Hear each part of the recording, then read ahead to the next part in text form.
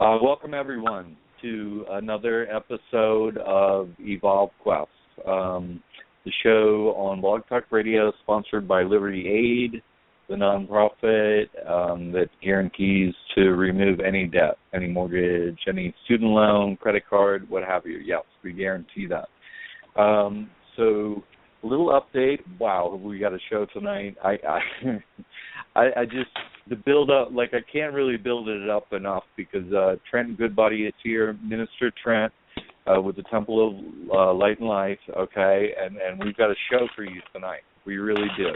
But a little intro here and a little update, our weekly update on Liberty Aid, what's going on. I just want to try and say something useful before our show every time and say, look, people, you're not a person, okay? Like you're not a person. A person is a corporate entity, okay? So just, you know, it's like get out of the matrix and all this very complicated, long-winded, complex stuff, okay? Like Exxon has a CEO, okay? The CEO of Exxon is not Exxon. You know, he like works there, you know, he runs the place. But he's not Exxon. Like, you have a person, okay? We were born, this whole legal name fraud comes up, and then a person is created, okay? But you're not the person, okay? Just to, like, want to hammer that point home, people, okay? Please. So let's not go into too much Liberty Aid and update work here because I'm dying to hear this. Like just from the first, you know, couple sentences I read online from Trent, like the hook went in my mouth so deep and I'm so hooked. Like I know there are many others out there. Like I got to hear every syllable, you know what I mean? Every syllable, every word. Like I want to hear everything in the story. It just absolutely is some of the most amazing information of truth that you people are going to hear. So, you know, okay, I'm going to go with the build-up because we have Minister Trent Goodbody here from the Temple of Light and Life. Trent, welcome to Evolvequest. Thank you so much for being here. Greetings and blessings to all of you. Thank you. Thank you, Trent. So what an amazing story, what an amazing tale to tell. Maybe you could just tell people, hey, you know, just a little bit of background on your ministry and what you've been up to lately, and then you could, like, dive into the story once you set that stage because people, you just got to hear this. Okay, well, I'm not going to spend too much time on background stuff, but I will say that I was recently ordained a minister probably about March of this year, the end of March, and ever since then, that was the same month that my government ID expired as well, and the same month that I bought a van that I believe I was blessed that it came from God. It's gold. It's gold in color, and I believe God gave me the van, and shortly after that, I hopped in, and you know, people say, "Well, what don't you need something to drive the van?" And yeah, you need a key. But as far as paperwork goes, you know, aren't you scared you're going to go out there and drive your car? Right. First of all, it's not driving; it's traveling. Second of all, you know, what kind of paperwork would be required of someone that is a resident or a citizen of the kingdom of heaven? I don't like the word resident because they shortened that. It used to be resident alien, and it still is that. But when you claim to be a resident, it means you're not from there. Anyway, yeah, I've heard that for sure. What paperwork would be needed to travel anywhere you wanted in the kingdom of heaven? I mean, where are the borders? Would there be any borders? God oversees all, so that's hard to imagine that would be possible. Would God place a no parking sign right in front of a beautiful river? Would God even make signs? Other than signs that you felt in your heart or signs that appeared, not made out of metal in red lettering. I'm sure that he would choose a more creative way to get his point across to someone. Right, like a sign from God would be that it's flooding. Don't go to the river, right? Yeah. Or another example of a sign might be your car's overheating. Maybe turn around. Right. Totally. Many signs. Right. Okay. I want to address a specific issue before we go any further. It's something that's been coming up. And one after we do this, I want people are dying to hear where they can donate to you. Let's do that a few times too. Go ahead, Matt. Okay. Well. I'm a minister. I'm a minister with the Temple of Light and Life Church. They provide me with the tags that are on my car. They also gave me my identification. But really, the church is, I believe it's God's church, and if there's going to be any kind of judgment about what I've done or how I arrived in the situation that I arrived in, I don't think that's fit. Sorry, my dogs. You know what? They're so loved, man. Like it's great to hear their part of the story too. Yeah. And I want to move right along because there's a lot to talk about. But I want to read this to you guys real quick. Because I am a minister, I'm going to read a little bit out of the Bible. I'm going to read from John 8, and I'll just start right at the beginning of the chapter through verse 11. Jesus went unto the Mount of Olives, and early in the morning he came again into the temple, and all the people came unto him, and he sat down and taught them. The scribes and Pharisees brought unto him a woman taken in adultery, and when they had set her in the midst, they say unto him, Master, this woman was taken in adultery, in the very act. Now Moses in the law commanded us that such should be stoned. What sayest thou? This they said, tempting him, that they might have to accuse him. But Jesus stooped down and with his finger wrote on the ground, as though he heard them not. So when they continued asking him, he lifted up himself and said unto them, He that is without sin among you, let him first cast a stone at her. And again he stooped down and wrote on the ground. And they which heard it, being convicted by their own conscience, went out one by one, beginning at the eldest, even unto the last, and Jesus was left alone. And the woman standing in the midst. When Jesus had lifted up himself, he saw none but the woman. And he said unto her, Woman, where are thine accusers? Hath no man condemned thee? She said, No man, Lord.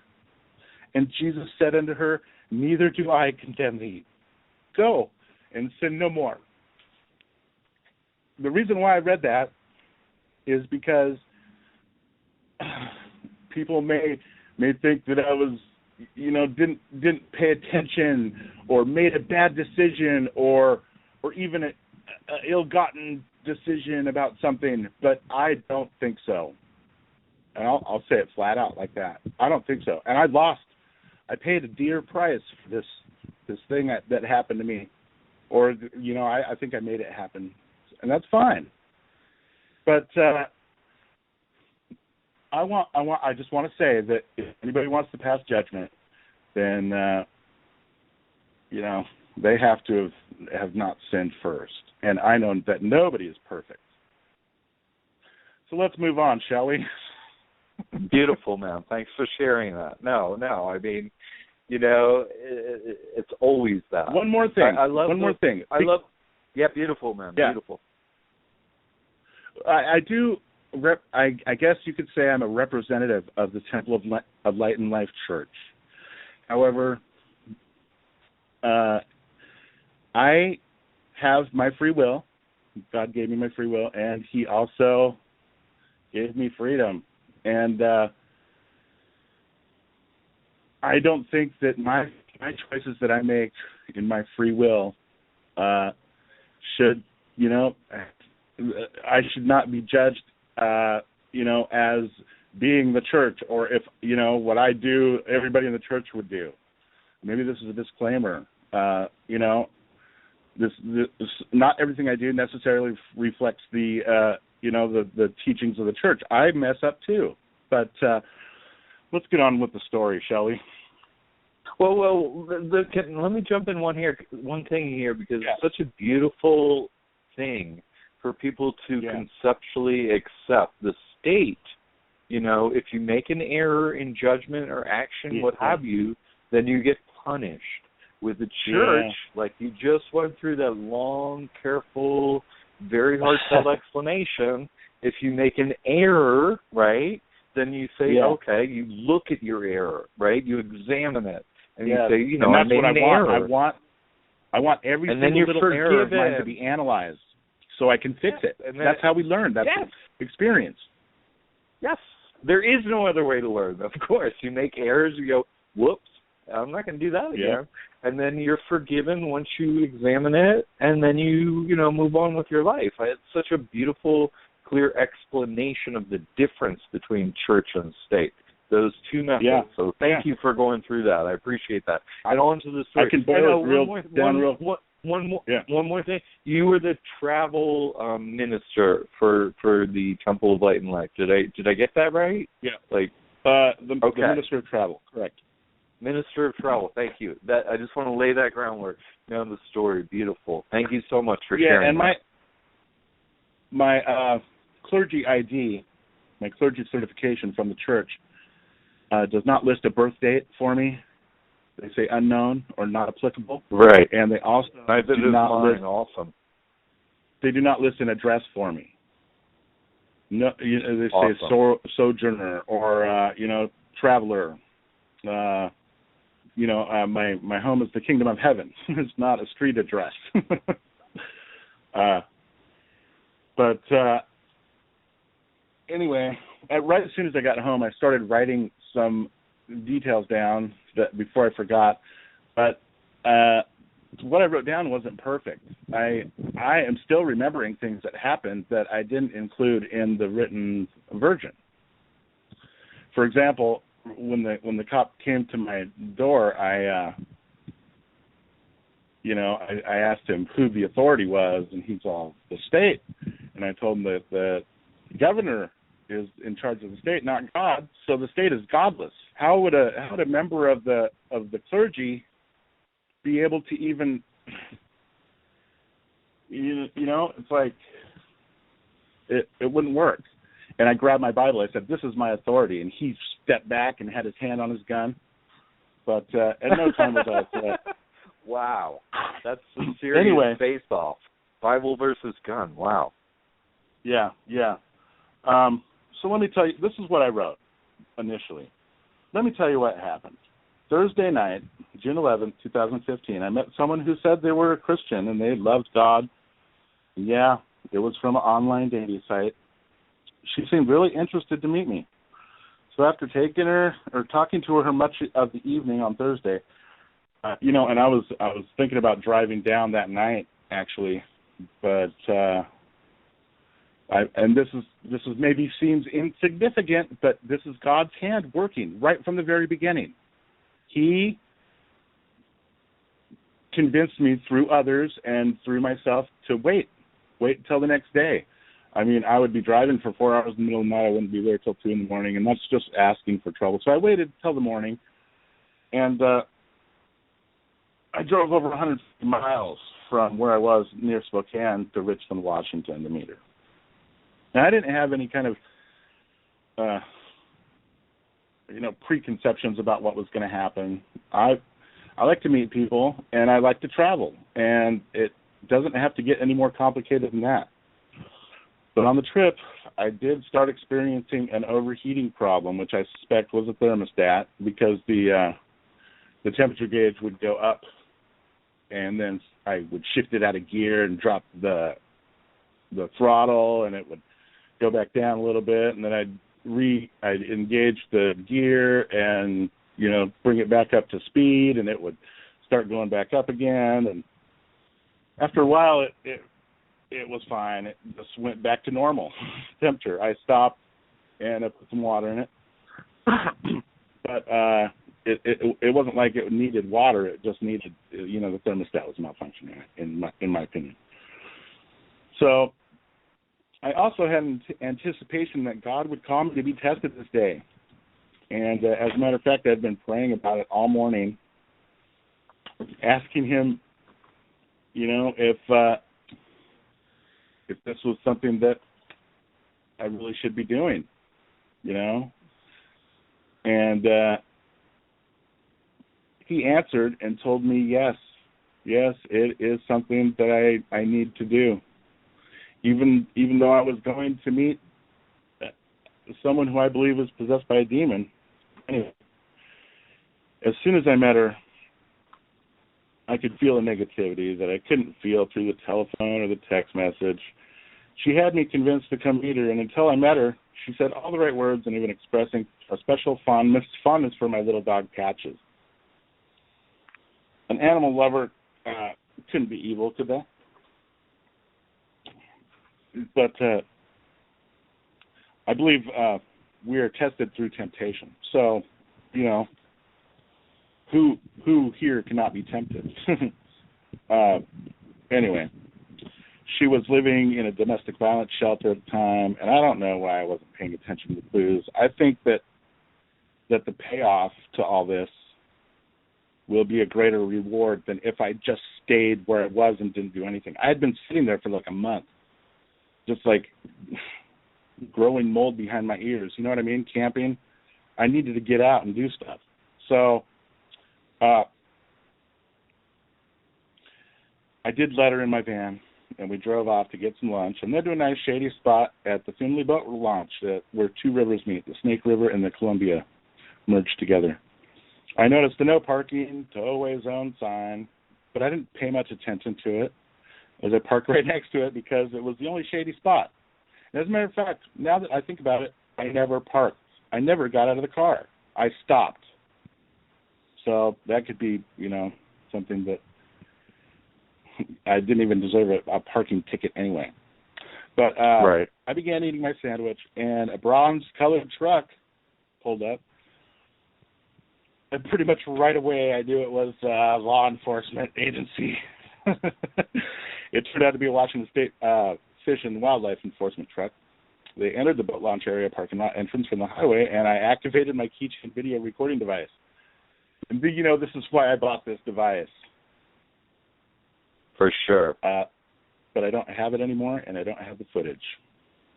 Anyway, as he slowly passed me in his truck, he craned his neck around to look at my license plate.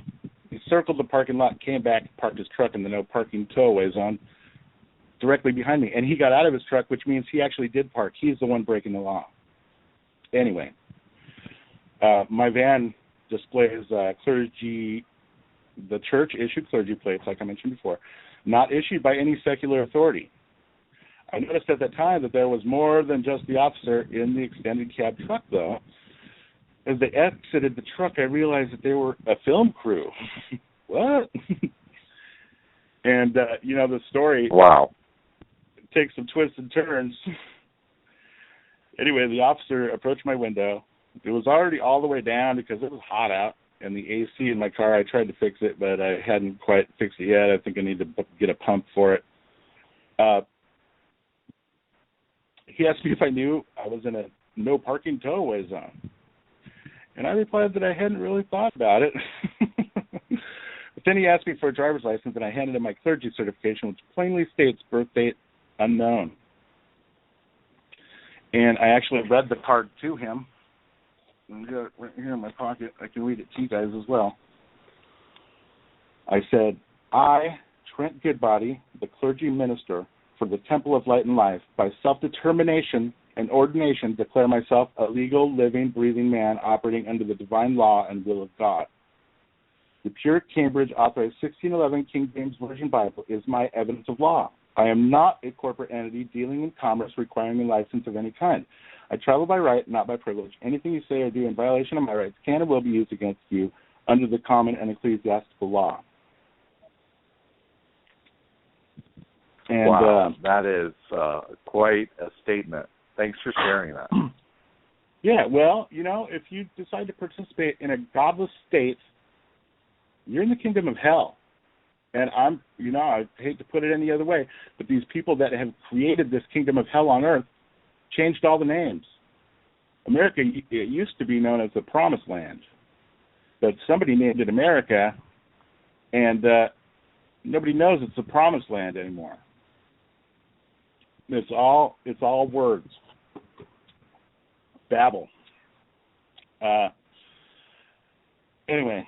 The promises aren't being kept, yes, but you're helping keep them.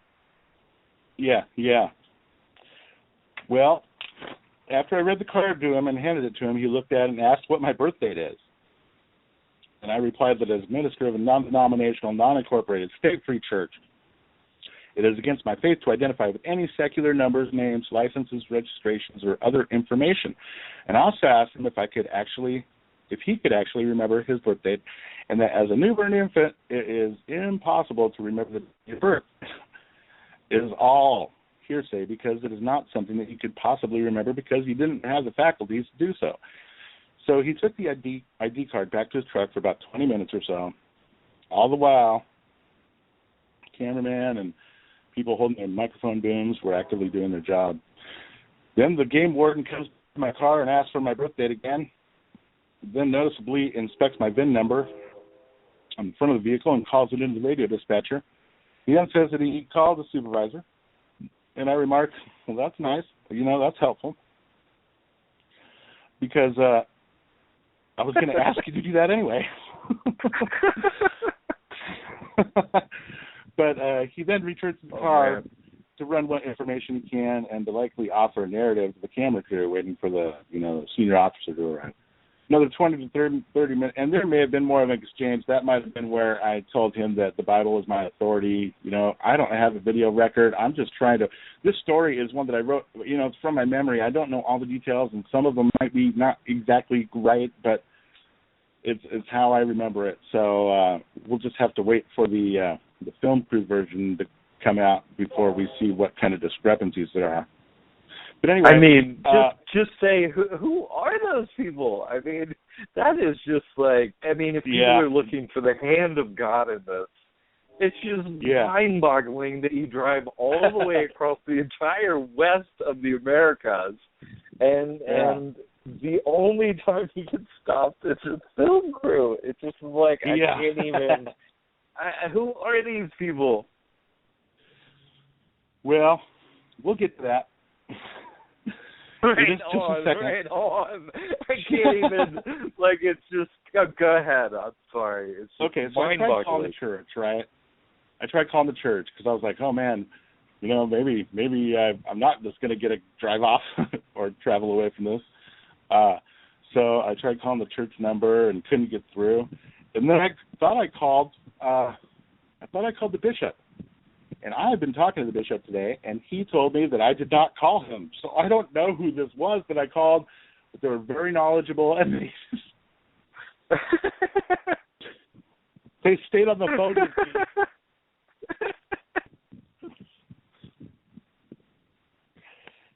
me. Anyway, wow. They were helpful too. He was asking the cop questions, and the cop said, "I'm not talking to you." But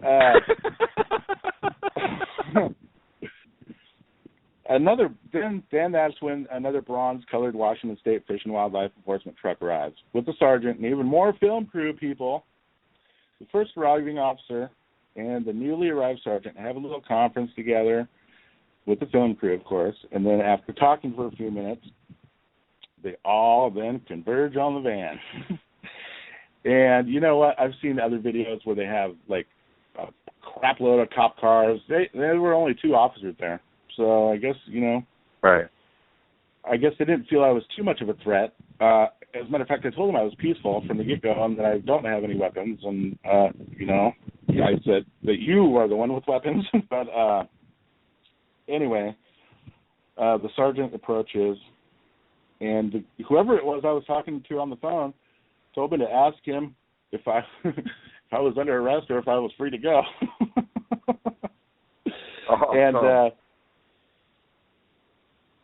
And ask him to identify himself as a peace officer of the state first. He responds that he is. I ask him what the problem is, if I'm being detained or if I'm free to go. He states that I am not under arrest yet, but I am being detained. I ask him if I have damaged any property or harmed anyone, because he responds no. Then the first officer asks for my birthdate again, and I respond that it is against my faith, and for him to convert my right to remain silent and my right against self-incrimination into a crime. And he tells me that I am obstructing him. And I say, obstructing what? What exactly am I obstructing? And he responds, my duty. I'm just doing my job here. How many of us have heard that? The Auschwitz prison guys. Yes, go on. Yeah. Then I offer that he's likely just trying to generate revenue, and that, again, I have not damaged any property or harmed anyone, and that I doubt just that God your would money, be making that's a no all. parking. Yeah, I doubt that God would be making a no parking tow-away sign anyway, so it must only apply to secular entities. He didn't like that comment, and they talked about it before. Wow. I know they did, because he did a little eye communication with the supervisor, and then he said, okay, I gave you enough chances. Now step out of the vehicle. And I asked him if he was a man of God, and he said yes. But they're allowed to lie to you. So, right. They, anything to get you to do what they want. So I'm not trying to get hurt or get anybody else hurt, have my window smashed in. If someone with a gun is going to tell me to do something and I'm unarmed, what do I do? Yeah, you're under duress. How yeah. You're going to do it because you're being threatened. Of course, man. Yeah, and I'm allowing the circumstances to continue to evolve, showing that he is violating my rights. For sure. And why should I be keeping that dialogue going? Yes. Yeah, there's a camera crew there, and I thought I would have a record as well because I had my other camera on the dash rolling. But he tells me to turn around. And I tell him, yes, I'll do whatever, you got a lot of weapons there. I don't want to get hurt. I'll do what you say. He puts handcuffs on me, and then he takes me to the back of his truck and asks me if I have any weapons. I said, no, I'm peaceful, remember? On me before he searches me, and I tell him, I'm a peaceful minister. Don't carry weapons. Then he searched me. He found 3 single Federal Reserve notes in my pocket, money from hell, a pair of ankle socks, and a Bic lighter. That's it. No, nothing. He tells me that he smelled. Right. Then he tells me that he smelled marijuana in the van. And if you look at my Facebook page, if you're a friend on there, you know that I'm not bashful about showing people some of the magnificently beautiful God's green herbs that I have been introduced to, but God gave us all that in Genesis. As a matter of fact, it says it 4 times in Genesis that God gave us green herbs with seeds to use. But anyway, he said that he smelled marijuana in the van, and he proceeded to tell me that although technically it is legal. Oh yeah, let me cover a little point right now. Who knows somebody that has been arrested for cannabis? Nobody. Everybody gets arrested for marijuana. Right. You know what I mean? So that's another one of those instances where a word has been changed in order to deceive people. So he did tell me that technically, although it is technically legal in Washington State to have marijuana, the parks are considered federal areas and it is not allowed. And he told me this in a way like he was giving me advice, but not planning on charging me with a weed-related offense. I would say is this park really considered a federal area, or would it be considered God's kingdom? You know, there's always that discrepancy. Right. It's like we're trying to make them see that, you know, their kingdom of hell is not the only kingdom that can exist at the same time. I mean, if let's take a typical Catholic church, for example.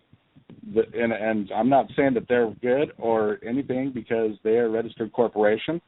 They're registered in the kingdom of hell. What kind of church can be registered in the kingdom of hell and be led by God? So think about that one for a while. I'm not going to demand an answer out of you right now, but I don't think there are any. So, but a Catholic church, they have these areas, like every church building, I think they call them parish. A parish is like an area where their members are. But not everybody in that area is a member of the church. Right. You know, they can't just claim blanket authority over everybody and everything. You have to submit. Right. So, anyway, I'll get back to the story. You have to declare your faith. You have to affiliate. Yeah. Yeah. And you're not automatically affiliated. Yeah. Absolutely. Yeah. If you remain silent and don't say it, it will be presumed that you agree. So you have to speak up. Right. And so at this point in the story, the arresting officer is in the cab of the truck. And, I skipped a little bit. He told me he was going to place a few property items back in the van. You know, the doll, $3, the lighter, and the socks. At that point, I told him, look, I just met the passenger, and I do not trust her. And he asked me if I could get a hold of anyone that could move the van out of the no parking tow zone for me so that he didn't have to tow it. And I said, yeah, I have some friends that live back where I was, came from 150 miles away. And he told me, no, he's not going to wait that long. So I don't think I suggested it. I think he suggested that the passenger might know someone that can move the car. And they went to her and asked her if she could find a licensed driver. Of course she could, right away. I had lots of goodies in there. Moved the car, and she got on the phone. I guess she didn't have a license. Otherwise, she would have done it. But at this point, the arresting officer in the cab of the truck, he gets back in the front while I'm in the back, handcuffed, and after he puts me in the car, and the supervisor is over with my passenger. And I see some things on his computer screen that he's pulling up, like an old booking photo of me from when I got arrested for failure to present a license in Clatsop County, Oregon, 2012. Some other smaller text that I couldn't quite make out. And then his radio cracks and tells him about the VIN, and they say it returned to 1997 Plymouth Grand Voyager. Registration expired October 2014. He asked me if that's when I acquired the vehicle, and I told him no, I acquired it in March when my state ID expired. That was the last we talked about vehicle registrations. But he asked me, so, you don't believe in laws or what? I told him that the Bible is my authority on law matters, the Ten Commandments, the Golden Rule. This ended that discussion on that topic as well. Then he asked me about my dogs, and I instantly I could talk all day about them. But I told him that they were my family, and they meant the world to me. And I told him the story of how I found Poopers, the little tan one in the woods over 10 years ago, and she was just all skin and bones and smelled like a fresh sewer, and she was really dirty, and actually I didn't know it at the time, but she was pregnant as well. Then I told them about Patches, the little black and white one, also one of Pooper's puppies, she was also one of Pooper's puppies, and I told him that I really didn't want another dog, but when Patches was a puppy, she used to find a way out of what I thought was an impenetrable escape, or an impenetrable, unescapable pen for the puppies, and she somehow figured out a way to come out every night and sleep with me. So she won me over, and I told him that. At this point, I see someone bringing the camera in, a new battery. It was so funny because, dude's like, I don't know, he had to be like in charge or some kind of bigwig or something, because the guy that brought the battery, he yells, he says, next time run. it was like he was yelling at him, but he was whispering at the same time, so it didn't affect the sound feed maybe or something. But by that time, the camera crew had gotten closer to me, and I assumed that they presumed that I was less of a threat now that I was in the back of a police truck in handcuffs. I smiled at them, because I'm not a criminal. But I asked them, what are you guys filming for, cops? And they said, no, they're filming for an Animal Planet show called Rugged Justice. And there had been a first season at the beginning of this year, and they were now filming the second season. I asked them, I bet you didn't expect this, did you? And the camera guy and the sound room guy get large smiles and say, no, we didn't. Then they say that they would like me to talk about some things I mentioned earlier, like what does that mean that I would – I think I skipped part of it. But, see, that's what I mean. Even when I'm writing this stuff, I don't write it in a linear fashion. I come back and fill in parts that come to me as I go through other parts. So it's like putting together a puzzle, honestly, and right. It's no replacement for a video record of the transaction, but which you really have, or they have. I'm sorry. Yeah. I'm sorry, they have. My bad. Yeah.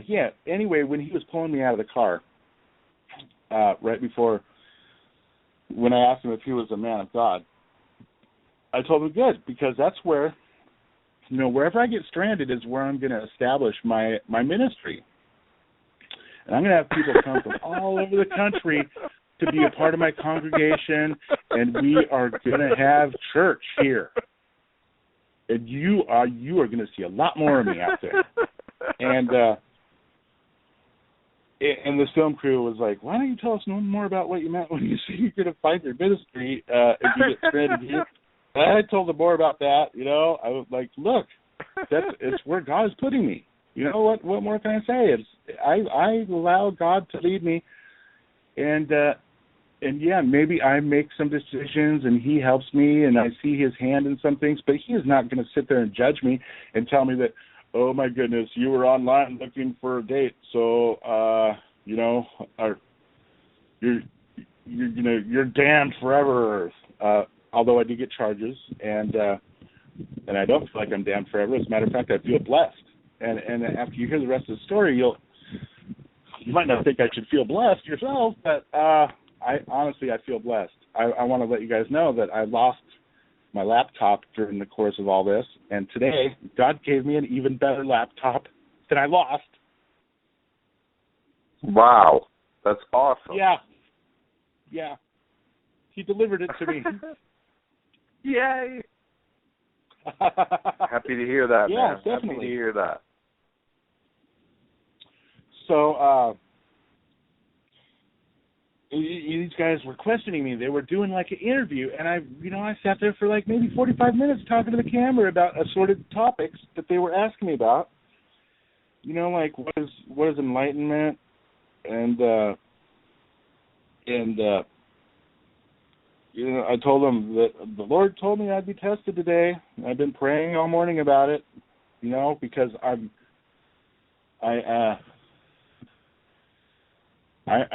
pray because I need His advice, and I need the guidance and the still small voice that tells me what to say. But I knew it would be a tribulation. I knew it. But I still followed the path nonetheless. I continued talking to them about several topics. Like I said, why light is. They asked me why light is. What do you mean? You said something about enlightenment earlier or something. And I wrote a book. I've written 5 books, but I took a line from one of my books and I said, enlightenment is not about bliss. It's about being able to see clearly, and somebody turning on the lights, and you can see all the feces smeared on the walls. And now you have an opportunity to start cleaning up the mess.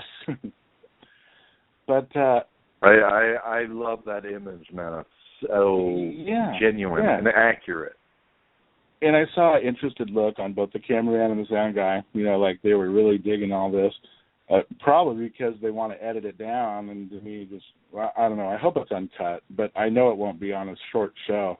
But maybe I will be able to get a copy somehow if I have other litigation. I'm still trying to decide how to handle this.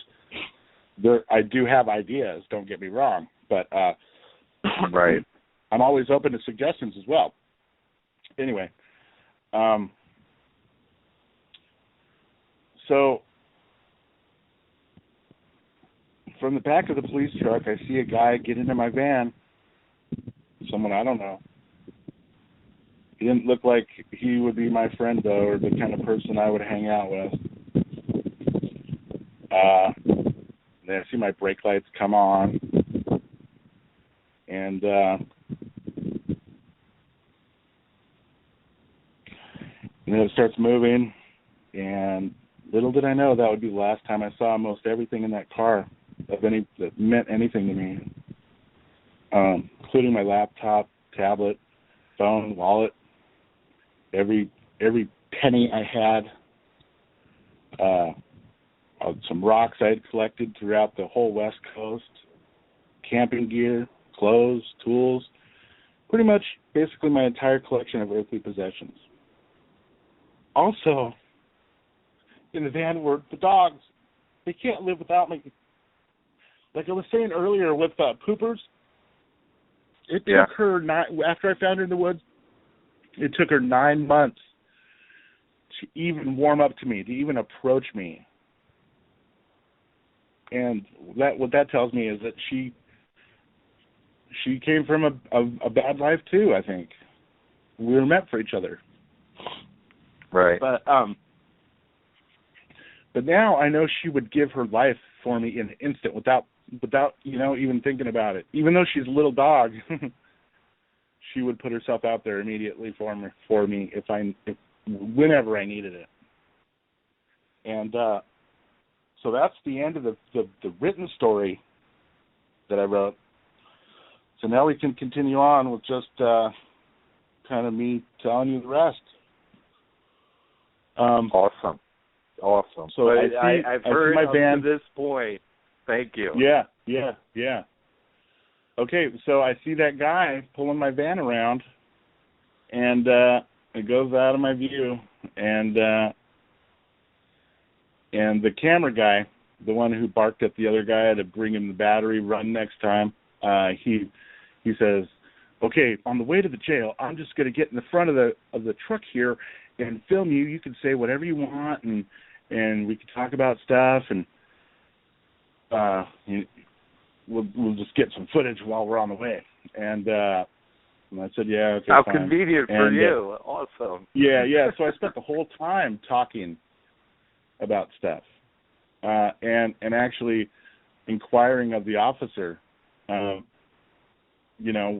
why he was doing what he was doing, and we finally get to the jail, and the thing goes on, and I'm telling him all this stuff about how the birth certificate is a death certificate, because if the state is a secular entity and doesn't have God, a birth certificate steals a child from God. That you never thought about it that way, did you? That's how it's a death certificate. Sense. It kills the man. It kills the child. It kills the baby. It kills your future at that moment. Wow. Yeah. Because your affiliation is with the other team. I got you. Yeah. And so he's like, "I just don't understand why you don't give a birth date." And I tell him it's about, I asked him if he ever heard about anybody being double-minded. You can't walk the fence. You have to be on one side or the other. There's only two sides. And your side obviously has been chosen by your uniform. You said you were a man of God earlier, but I find that very hard to believe. And at that time, that I'm inside the jail, right in the part before you go into the booking area, and and the speaker cracks and says, it's going to be a few more minutes for count. If you want to put him back in the cell, you can go ahead and do that, because he was putting me in this little cell. He put me in there for a couple minutes because I was actually took me out of his truck because I was grilling him hard the whole time, and he couldn't look up what crimes I committed on his little computer, what his book of rules said, the rules that I broke, and I have my own book of rules. How can he hold me accountable to his book of rules when I have my own?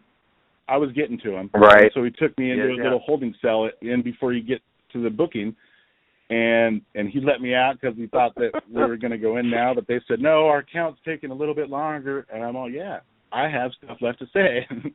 God is with me. He's helping me this whole time. From even before, Absolutely. He's the one. He it's just, and I keep saying he, but I can't describe what he looks like, and I won't even try. Right. I use he because it's something that you guys can identify with. But he helped me the whole time, and even though I might not have looked at it like he was helping me, he never left me. So anyway, the people in the jail say it's going to be a few more minutes, and then he asks them, because there's always two-way communications. Did you hear that? Because what I was saying, and they're all, yep. Anyway, he takes me into the jail, and I tell him, look, I don't belong here, you guys. You guys are not my authority. God is my authority.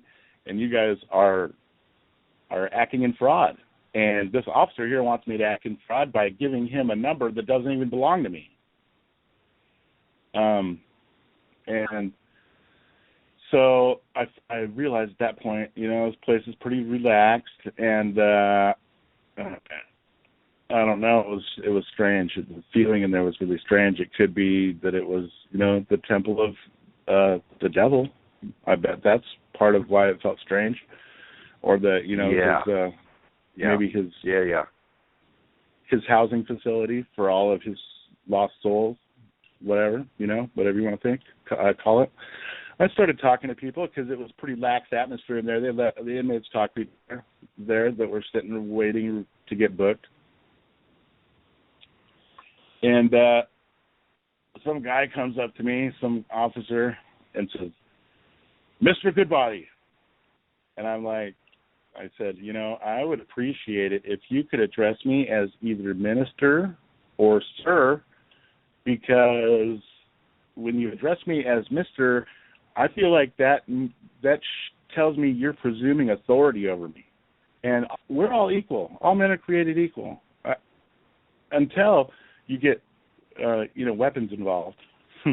Like if you have a taser on the side of your, whatever, then we're not quite equal anymore. But not quite. Yeah. And then I tell him, you know what? Actually, I am not Mr. Goodbody, the one that you have there on your paperwork. I am a child of God, and I'm not a ward of the state. And you guys need to let me go right now. And he's all, come with me. Like I don't know what I said. I guess I made him mad. He's like, come with me right now. So I follow him, and he takes me to this place where all these crappy mattresses are piled. He says, grab a mattress. I grabbed the mattress, and he then puts me in this room that's just packed full of other people. Like, there was not even a place to put that mattress. They just gave me on the floor. I threw it in the corner and kind of moved somebody out of the way because it was just packed. And there was people in there, and I got to talking and finding out what everybody had done, and it seemed like most people weren't in there for hurting anybody or for damaging property. They were in there for things like not paying fines and not complying with court orders and maybe even drinking and driving, and while some could say that drinking and driving is a crime, and oh my goodness, if you got caught with drinking a beer behind the wheel, you should go to jail and never get out. But shouldn't we hold off on the judgment until somebody's actually hurt? I mean, if people are going to be doing this kind of stuff and they're going to be irresponsible, I feel like they're going to put their own nails in their own coffin and feel their own doom. But agreed. Agreed. We already have rules that say don't run into me. Like, I don't want you to run into me. I don't really care why you did it. Drinking or not drinking. I hear you. He allows please, us to make please don't run into me. Thanks. Yeah, totally not. Yeah. So, I tell people that I'm in there for a parking ticket. And they're like, what? Are you kidding? Like, no way. And then one other guy goes, oh, yeah. This county is this county is known for, and everybody in there was like, it's not like new crimes. It's like all this old stuff that keeps coming up from their records and stuff. They just, right. Oh, they look into your system, and now you've got all this history, and we're going to help you to, remember what you've done wrong forever, kind of thing. And I tell people that I'm there. I'm there, and I'm supposed to be there. And they're kind of looking at me funny because that's awesome. Maybe they couldn't figure out what I meant when I said I was supposed to be there, but I honestly feel like I was. And yeah, I was there, and I was ready to help wherever I was needed. So, and it was weird because I noticed when I got in there was a little drinking fountain attached to a toilet and stuff, and there was all this white calcium buildup all over the thing. Like, it was not water I would want to drink, you know what I mean? And it was a hot day, and I was already really dehydrated because I'd been sitting in that, and I hadn't, my free will had been inhibited for quite some time at this point. Nobody was offering water bottles to the guy who got arrested, you know what I mean? Yeah. So, it takes a while to get in those holding cells, believe me. I feel you there, and I do know that. Yeah. Agreed. Yeah. By the time you get there, you're just like dragged through hell, every station of hell. Yes, absolutely. Yeah. Yep. And it was like stages. Yeah. It was weird how they ran this place. But now that I'm out of there, I can see some reasoning behind why they had such a rigid, staged booking process for people. I think that they were waiting for the effects of the drug water to take effect before they put them in the general population. When I got into the general population, wow, everybody was extremely happy and just like, whoa, like it was like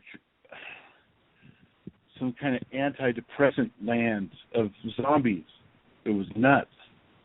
And there was all the typical. A lot of people on pills in there. Yeah. Yeah. Oh yeah, Medline was a mile long. Take the lady an hour to get through all the people who needed their pills, but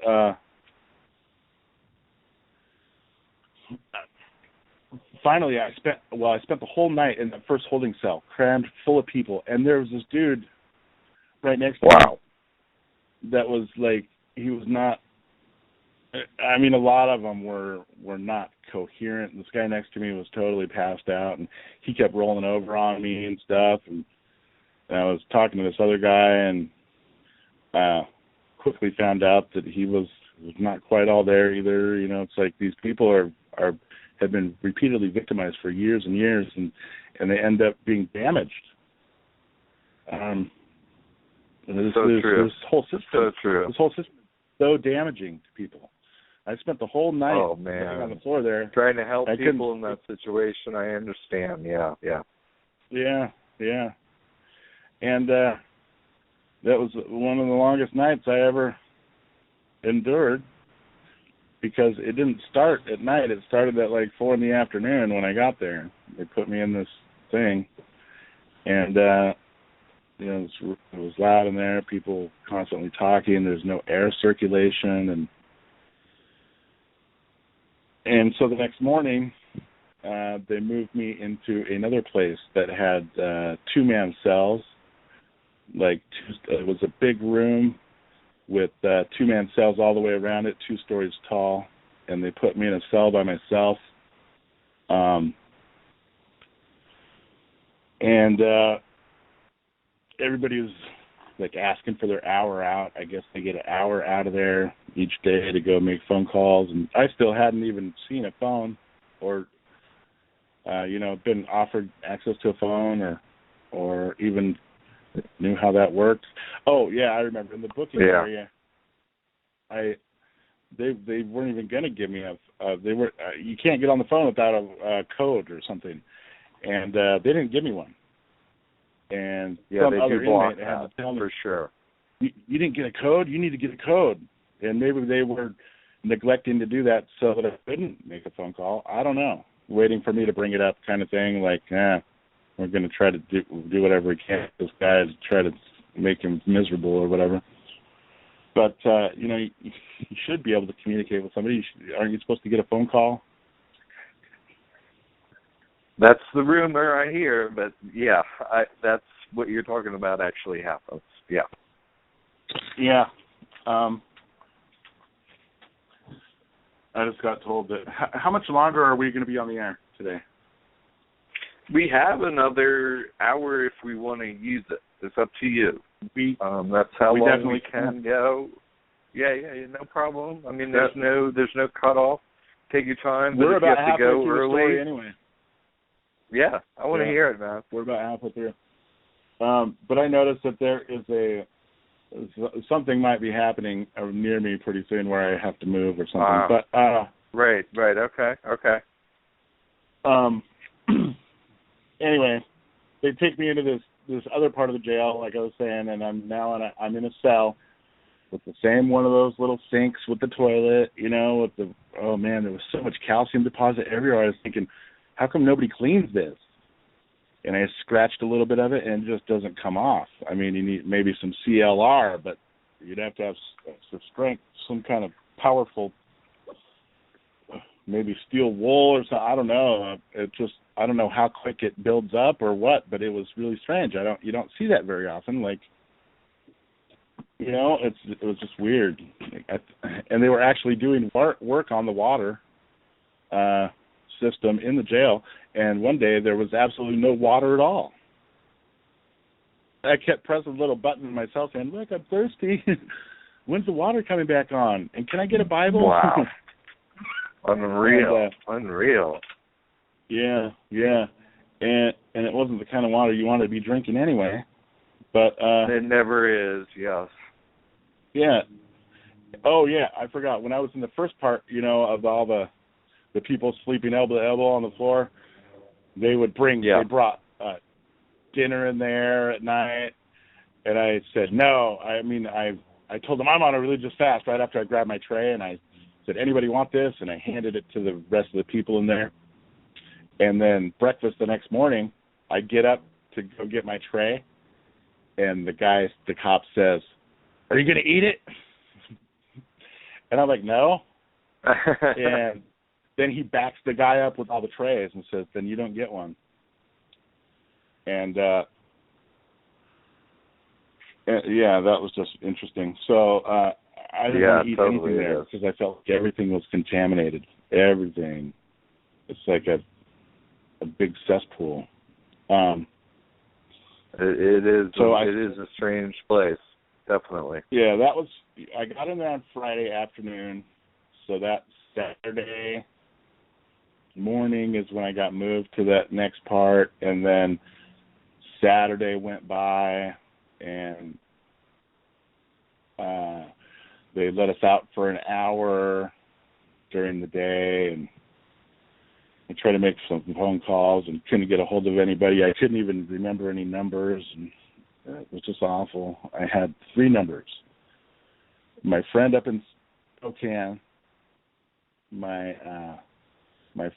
friend Laura. Well, I didn't have to write her number down. That's the only one I remembered really. My brother's number, and the lady who I was with at the boat launch. I had her number as well.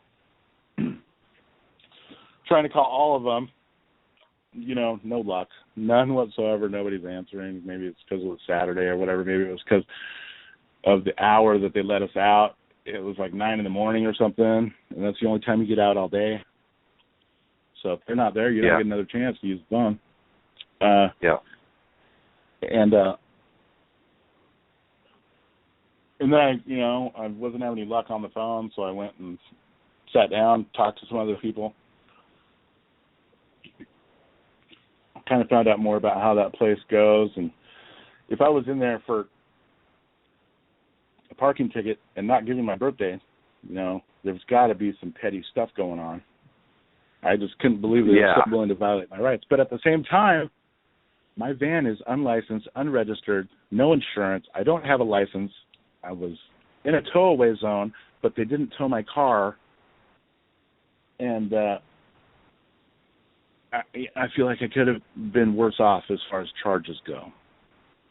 We'll just put it that way. That's a great point. Yeah, that makes it. Yeah, absolutely. But instead, they gave me a parking ticket, and he gave me a misdemeanor ticket for refusing to cooperate or some crap, refusing to, give my birth date is essentially what it was. But they never told me I had the right to remain silent. There's something I knew, but why wouldn't they, I asked him if I had the right to remain silent, and he didn't answer me. But don't we have the right to remain silent? I mean, come on. If this absolutely. system is going to be just and it's going to be legit, they're going to follow their own rules at least. You know what I mean?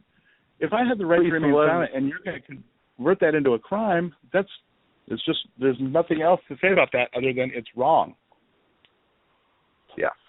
Yeah. Anything we make up, that you don't say something to that we like, whatever it is, now that's a crime. Unbelievable. I even asked him, is it, this isn't I told him, this isn't Nazi Germany. How do you think that you can go around asking people for their papers and for their numbers? And he's all, this is not Nazi Germany. Like, just because the year is different means that now it's okay to do this? Or, it's a totally different physical location. Totally different physical location. That's what it is. Yeah, exactly. And he was a different guy. He was not a Nazi. He had a different badge on, Couldn't possibly be the same. Another Templar uniform, definitely. So Saturday comes and goes, and there was windows you could actually see outside, so that was cool. I learned pretty quickly how to tell what time of day it was by looking at the shadows, because there was no clocks in that whole area. If you wanted to know the time, you have to ask the cop. And so strange. So the next morning, I was in that cell for a couple days till Monday morning. And Monday morning they start doing the whole court thing, and everybody gets their little piece of papers to fill out for their court-appointed attorneys and surrender all their rights on this other form. And they actually, for playing their game, they actually it's like they're adapting to techniques, because later on I found out that little form they had to fill out about your rights, that takes care of one of the requirements of arraignment before you even get arraigned. If you know what I'm saying, there's 4 requirements for an arraignment. You have to understand your rights and the charges against you. You have to give your name. You have your identity be verified. You have to have a new court date set. And there's one other thing I think I'm forgetting. You have to enter a plea. That's the other thing. Those are the 4 things you have to do. You have to get done at an arraignment. And these guys were well skilled at violating people's rights, because they had them fill out an advice of rights form. So that took care of the understanding part. I put on that form, I just signed my name under duress. That's all I put. Excellent. And I'm sure the judge saw that when I went to court. But sure. They also have this other form that everybody fills out about their finances and their address and all this other personal information, private information, I mean. And I said, if I'm going to be presenting myself, do I even have to write anything on this piece of paper? And they said no. So I was like, thank goodness, because I'm not trying to fill out your forms. And awesome. That was that. And they called like most of the people to go to court, but I'm still left in there. in the jail cell, and I'm like, what happened? Everybody went to court. Where did everybody go? How come I'm still here? I thought I had court this morning. Right. And they said, just hold on. You'll get your chance. And so all the other guys got back from court, and then that's when they took me. And they had a few all by yourself, huh? Yeah, they had a few other people already in the courtroom that they were doing cases of first. But I noticed that they were getting rid of another one of those requirements of arraignments by having these attorneys there that just sit there all day, and they defend they represent everybody, even if they don't have permission. I never gave them permission to speak in my name or, for me, but they call my name, and this guy starts talking. It's not even me. And I'm like, excuse me, and they tell me to shut up. We don't want to hear from you. This guy starts saying, oh, yeah, he's going to be hiring an attorney. He wants to enter a plea of not guilty. And I'm like, who is in court here? I mean, and they tell me to shut up again. Wow. And the judge says, you know what? Like unbelievable. Wow, go on. You know what?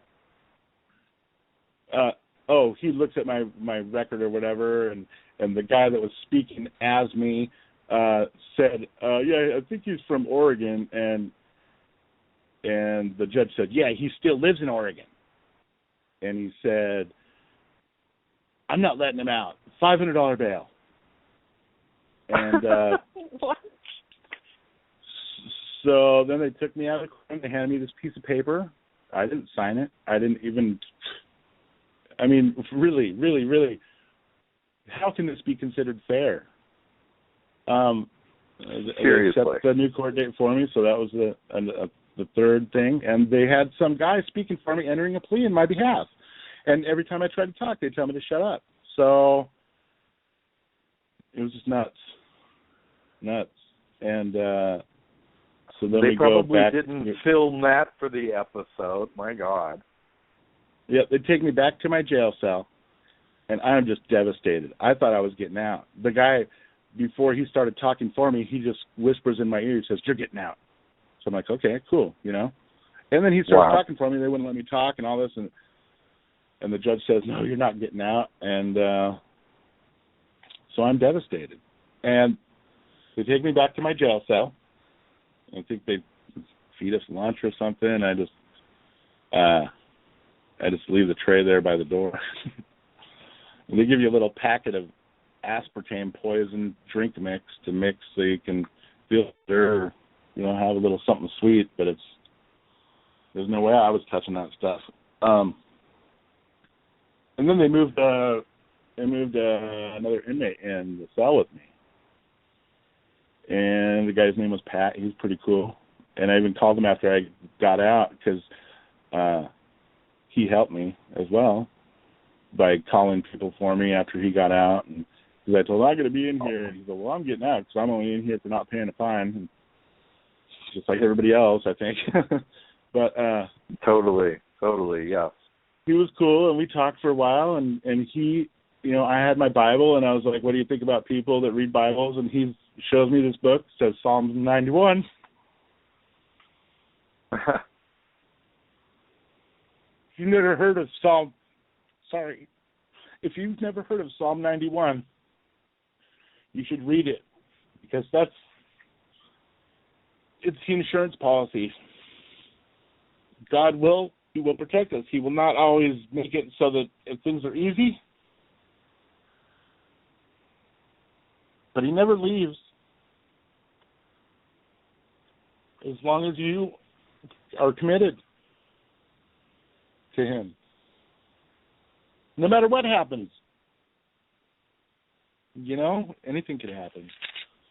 Yeah, totally. So he has a Psalm 91 book. It's like an analysis of the Psalm and what.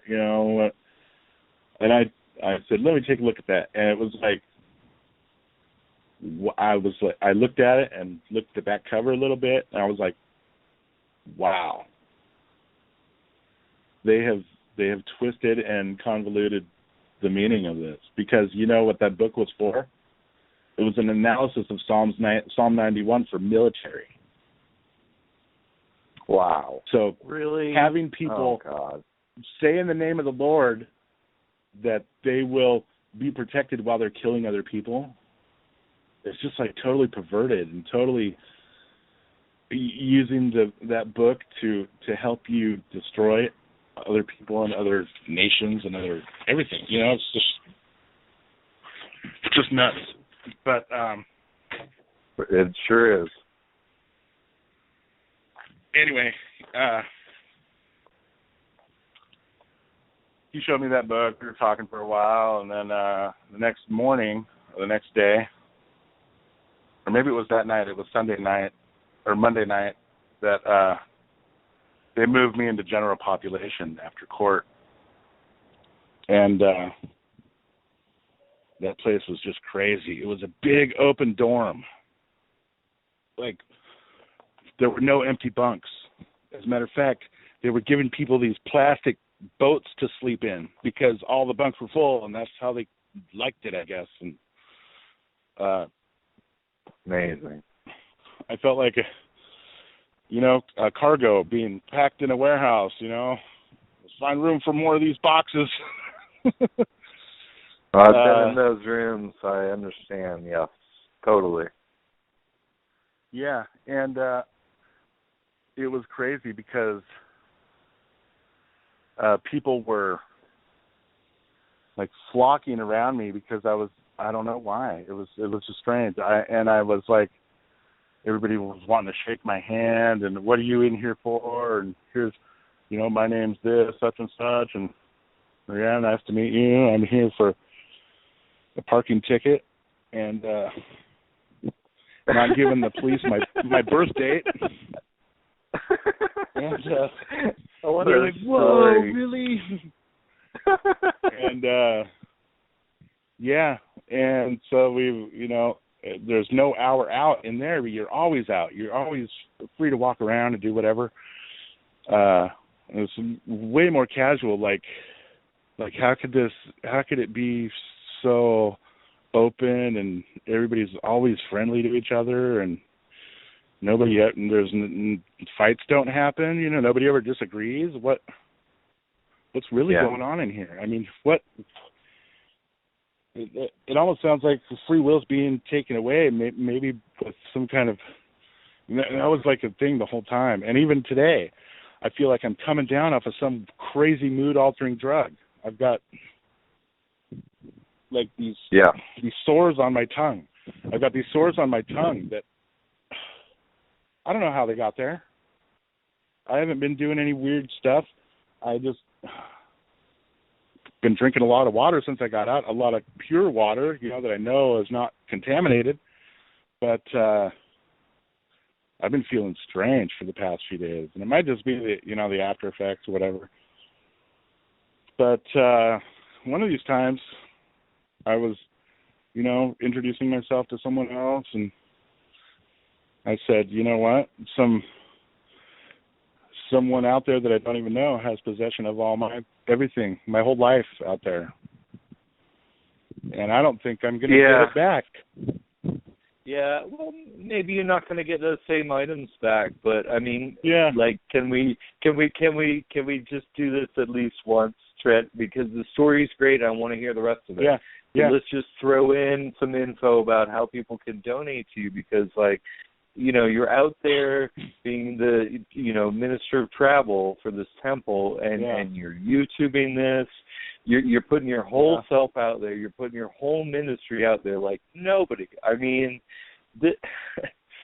nobody's more aligned with God in their work as a minister that I've ever witnessed by far than you. And I'm sure there are many people that would be like, thank you, bless you, how can I help you? So please give them some information on how they could assist you in your ministry.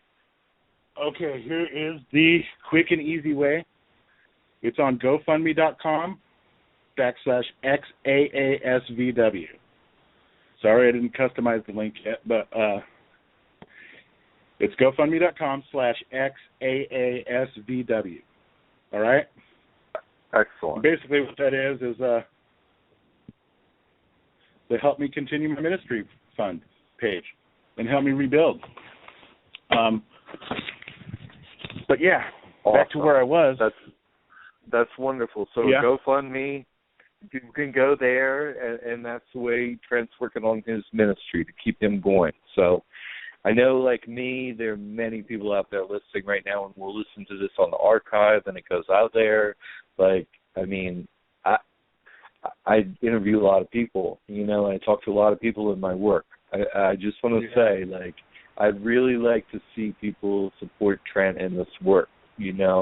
Like he's got the skills, he's got the experience, he's got the dedication, he's fully aligned in every way, like to have our best hope out there as a minister, like in his ministry doing this work, people, it's rare. It's a rare gift. Let's keep him out there, Allow me also to say that if you don't donate, if you can't donate, I will still keep working. I'm still going to keep doing this. It doesn't matter. If nobody donates, beautiful, that means I just have to find a different way. It's fine. I'm going to keep going though. And you know what? Sometimes I feel like I can see the future, and I feel like I'm probably going to end up having an early termination, if you know what I mean. But that's fine because I'm not stopping. That's the only way that they will be able to stop me. Yeah. So, yeah. Anyway. That guy I was talking to. Of our ministry is part of being a minister. You accept your work and you say, guide me. And it's what a simplistic thing I think of for me is James Cagney, great actor from long ago. He was interviewed and he was asked, why are you such a great actor? And his answer was very short. He said, well, when I go on stage, I say my lines, So, and that was it. Like, if you're a minister, you're aligned and you walk the path, and you can't step off, as you were telling these beliefs. Like, you're asking me to step off the path. It's like, it's all day long. It's like, the answer's no. I'm staying on the path. Yeah. That's beautiful. That's beautiful, man. Well, back to this guy I was telling that I feel like I'm going to lose everything, or already have lost everything, being in there, and I don't know what I'm ever going to be able to get back, but all I really want is my dogs and a way to be able to get out of here, a way to get out of town. Right. That's all, that's really all I asked for. I should have made a whole list of things I wanted to keep, but that's all I wanted. That's all I needed. And this guy tells me, oh, you're talking to the wrong guy because my wife died of cancer last year, my aunt died of some other liver disease or something, and my cat died of this, and my house got taken, and I said that it's over now. It's time to keep moving on. And beautiful, man. And he tells me, thank you, brother. And he extends his hand, and I shake his hand, and I tell him, God bless you. God bless you. And he keeps moving on, But there were, there were other instances too, where there was camaraderie and help, God's hand helping me, because some other inmate popped up and said, hey, what was her name? I said, it's Michelle something. And he said, well, does she look like this? And I'm like, yeah, brown hair and all this, whatever. And he's all, I think I know her. And he says, she's a tweaker and a booster. Oh. She steals stuff from people for a living. And oh my God. I go, oh great. You know what? Thanks. Because now I know I'm never getting my stuff back. Right. And he says, but I think I know, and I think I even know who that guy was that she had drive your car. and he lives right there by the boat launch. Wow. Yeah. Amazing.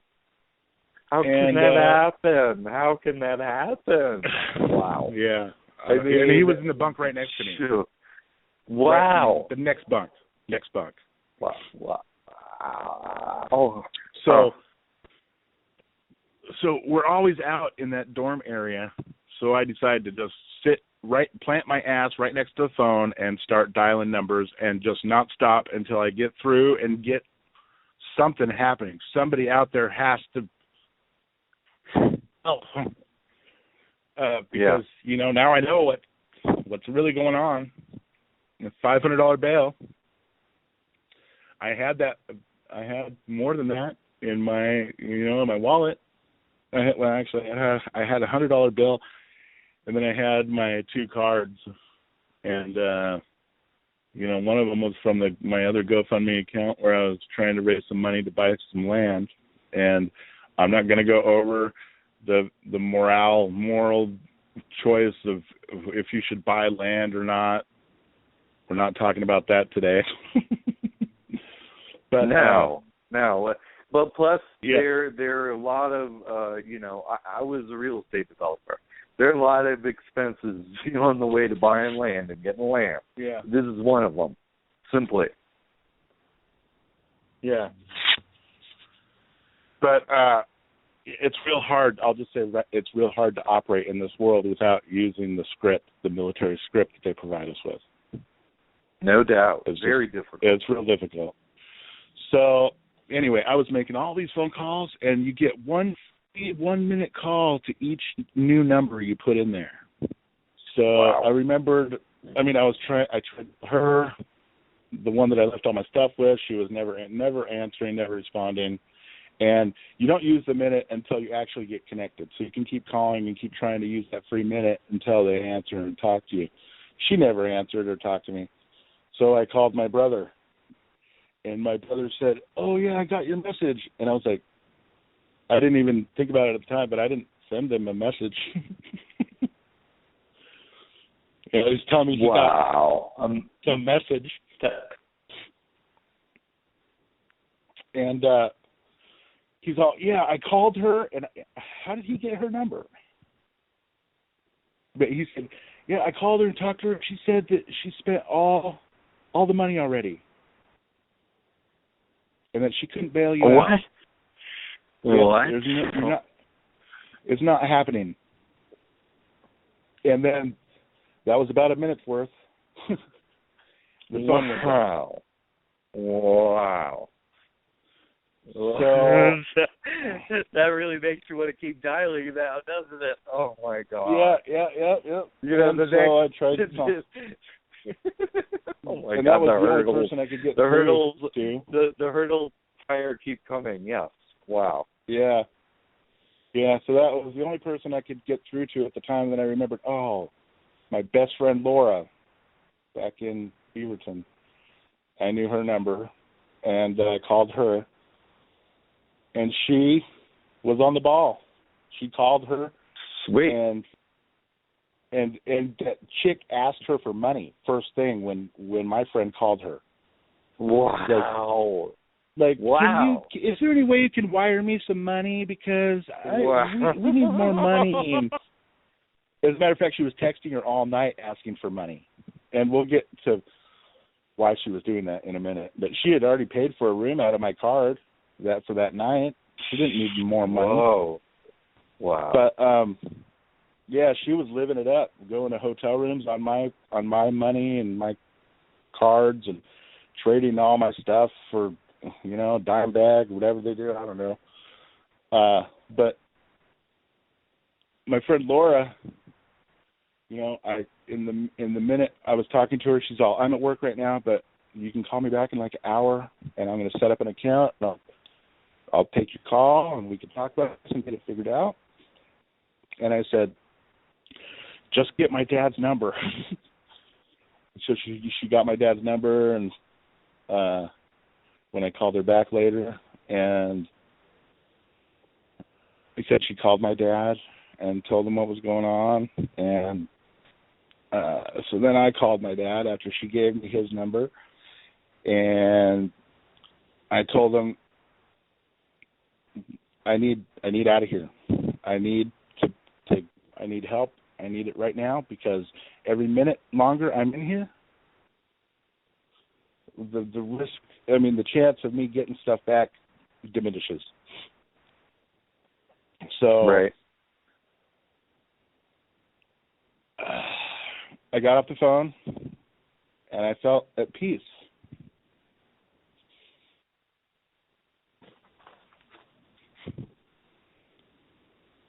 Like you'd been heard. And I tried calling my dad back a little bit later, and nobody answered.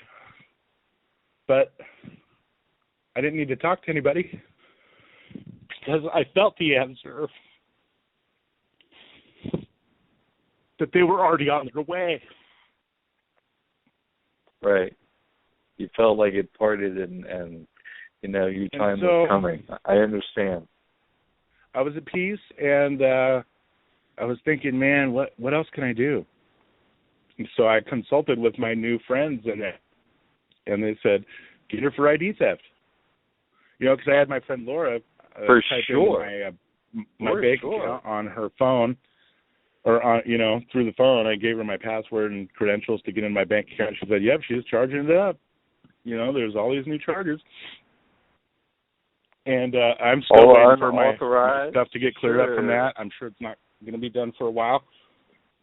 But I verified that she was spending all my stuff, and went up to the cop, or I was talking to the other people in there, and said, yeah, get her for ID theft. So I went up to the cop and I said, can I ask you a question? He's all, sure, but I'm busy right now. Can you wait a minute? And so I stood there and waited for a while, and he got done doing whatever his other stuff he was doing. And I said, I'm in kind of a unique situation. I got a parking ticket, and that's why I'm in here. And he's all, what? That's not, you can't be just in here for a parking ticket. And I said, yeah, I didn't get my birth date either. But we got past that, and I was like, all my property was left with someone that I don't know, I don't trust. I wouldn't trust them with, anything, let alone everything. And I just got word that she's using my credit cards out there to pay for hotel rooms and who knows what else. There was some gas station charges and stuff. And, I was wondering if you could help me find an officer that might be able to help me. And he said, yeah, I can call the police for you. And later on, I was talking to those other guys that said, yeah, it's easy to call the cops from when you're living with them. But, oh, yeah. But I waited, and I waited. I told him about 8 o'clock at night. And he said, yeah, I'll have a cop come down and take a report, take a statement. And I waited at 8, 9 o'clock, 10 o'clock, lights out, everybody go to bed. 11 o'clock, 12 o'clock. And he comes up and doesn't say a word. He just motions his finger for me to follow him. And I get up and go follow him and talk to a cop out there in the hallway. And I tell him, look, I got a no parking ticket over at the Two Rivers boat launch, and I didn't give my birthday to a cop because it's against my faith to identify with secular numbers or any kind of documentation that the state provides because it's godless. But I'm a minister. I just started my ministry. I became a minister in March, and I'm really trying to do everything right, and I'm not allowed to use those marks. And I'm really concerned about my car, and I told him about her and how I think that if he went and talked to her about using my credit card tonight, then that would lessen the chances of me ever seeing my dogs again, because she might be spiteful towards me. So we kind of decided that he wouldn't go find her. He's like, I could find her right now. I know where she is. Like, it's a small town, or kind of a small town. I think it was just strange. The whole feeling was strange. Like, It was a setup. I'm not going to say that it definitely was and that they were working together or something like that, because I don't know. But it was like two forces were fucking struggling. Oh, I'm sorry, we're struggling against each other, you know, and trying or with one another, both on the other. Yeah, with one another, right? Right. And anyway, we get done talking, and he's all, okay, well, oh, no, we didn't get done talking. I told him about my van and how it's at Two Rivers, and he's all, no, your van is not there. I know it's not there. There's no way any van is there, because we lock the gate every night, and they make sure all the vehicles are cleared out of there every night. Your van is not there. And wow. I heard from I heard from the next giant coffin nail to your heart, dude. Whoa. Yeah. Anyway, I talked to my friend Laura, and she said she talked to Michelle when she tried to call her, and she said my van had been broken into, but it was still there. My van had been broken into, and everything was gone. Everything. Amazing. And I was like, oh no. And yeah. So I'm talking to this cop, and he's telling me that my car is definitely not there. And I'm like, well, I have word that it was there, you know, earlier today. So I'm pretty sure it's still there. He's all, no, it's not. It's not there. It can't be there. But I'll tell you what. I'll go check it out. And I'm like, oh, is that in your jurisdiction over there? And whatever, because you know, I'm free to go wherever I want. I don't have jurisdiction. I'm just in God's kingdom. That is my jurisdiction. And he's all, yeah, that's definitely in my jurisdiction. And he goes over there, or he leaves. He talks to the commanding officer there at the jail and says, hey, are you the rover tonight? And he's all, yep. Can I maybe pass a message to this guy later on if I get a hold of you? He's all, most definitely. And so he's all, okay, I'll go see what I can see. And I go back into the dorm jail area where my plastic bunk on the floor was. And I fall asleep after maybe another hour, and I get woken up by some guy kicking my bunk, telling me to roll over because I was too loud. And then it happened again. And then the third time was the cop waking me up. And he said, buddy, you ready to go home? And I'm like, hell yes, let's get this show on the road. Music. It was like 2 a.m. Yeah. Wow. Yeah. And I guess my mom and my sister had driven 5 hours, taking like, I don't even know where they had the $500. I don't think they had that kind of money on them, but they came up with it somehow, apparently. And they came and got me out. They were my angels. And so beautiful, I got out, and we were in the parking lot, and I was trying to figure out what to do. Feeling. Yeah, that's beautiful, man. We're so welcome home, by the way. You know, welcome back to the world, man. Yeah. Oh, I'm happy to be back. But I was sitting in the parking lot trying to figure out what my next course of action should be, right? How am I going to handle this? Where am I going to find her? How am I going to do this? I looked up they did let me keep one of my phones. That's the one thing I said, you know, hey, can I get my phone at least or something? And the cop put it in my property after I turned it off. So there was still battery too. And I looked up my account. And I looked up the address of the last motel she had bought. And put the GPS on that address. And we headed right there. Right. And I get to the Motel 6, and there's a sign on the door that says, we'll be back. And so I start making a big ruckus. Whatever, huh? I start trying to call my dogs, you know, whistling and making just a big ruckus out there. Yeah. A couple people come around the corner. I guess they work at the hotel or the motel, whatever. Yeah. And I said, hey, I think somebody's been using my credit cards and checking in here. And they said, no, that's impossible. That's impossible because every time we check ID with the card, we make sure they match every time. And they had to tell me that like 3 times, like they were overcompensating for something. I think they maybe didn't follow policy, and maybe they were feeling a little guilty that some guy was coming in there saying that somebody stole his stuff, and no, that can't be possible. It can't be our fault. But I said, here, look at my phone. This shows that my account was charged tonight for a room here by this name, Michelle something. And they go, oh yes, I know her. We kicked her out of here tonight. And because she had like 10 people in the room, she was having a party, and there were all these people. We kicked them out, and they were camped out across the street for a while, but the cops came and made them leave. And it's funny because he says camped out, and I didn't have my tent in my car anymore when I finally got it, and I think they actually set up my tent across the street from the Motel 6. I don't know, but unbelievable. But he tells me then, oh yeah, but they left. They left about just an hour ago. You just missed them. And I was like, oh, great, because now I don't have a record of where they might be. That was the good thing about my account. It could tell me where the charge was, but now that they're not there anymore, I don't know where they are.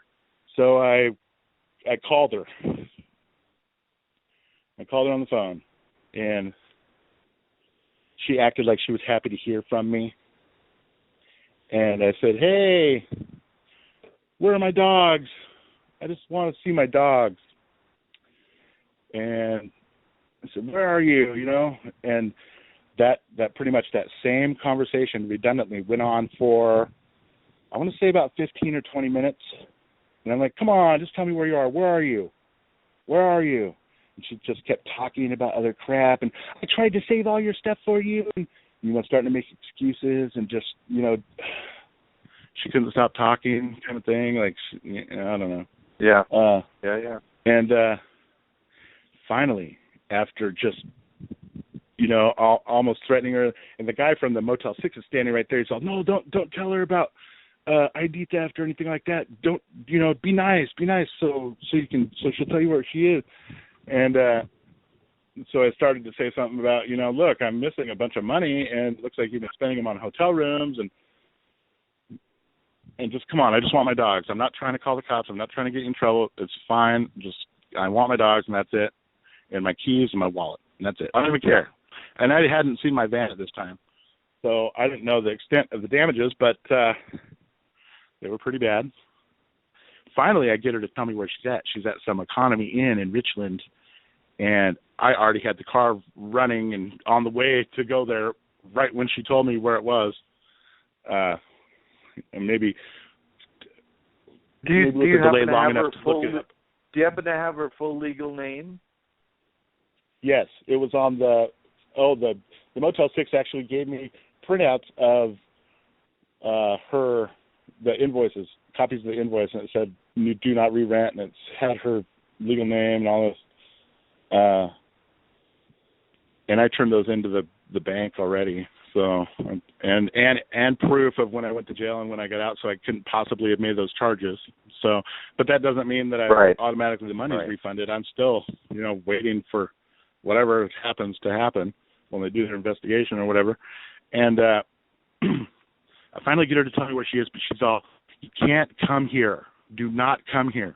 Go across the street to the convenience store across the street from the Economy Inn. And I said, all right. And so I go over to that convenience store, and I parked the car, and then I walked across the street to where she was, but I didn't know what room, so I just started calling my dogs again. And they heard me. That's so wonderful. And they started barking, and I didn't hear them barking, Yay! But all of a sudden I saw this guy looking out the window, and I I think they were. I think that my dogs were not treated very well. I mean, Patches may have had, because she had a crush on Patches, but I think Poopers was not treated well at all. I think she got hurt. I mean, she's not displaying any limp or anything like that, but she is acting really strange. Yeah, she's anyway, like the scars from the abuse. Yeah, I feel you. Like emotional. This guy starts looking out the window and opening the door and kind of peeking out the door, and then the door shuts, and he keeps looking out the window, a little crack at a time, and then all of a sudden she comes out of there, and I get to see my dogs for the first time after they were taken away. Awesome. And yeah, it made me really happy. But it was weird because on the ground there, in the parking lot, I saw my duffel bag. And I started looking through it. This was before the door opened and stuff. I saw my duffel bag, but it was packed full of her stuff, mixed with my stuff. And while that's not a problem, there was a lot of my stuff that wasn't there. And there was some of my stuff that had been changed, and like envelopes with papers in them that the papers were no longer there, kind of thing. But and like some just bottles of pills that weren't mine, and that's all this stuff. And I was looking through that, so I recognized my duffel bag, and I took all the crap out of there that wasn't mine and just left it there and put the rest of my stuff in the car.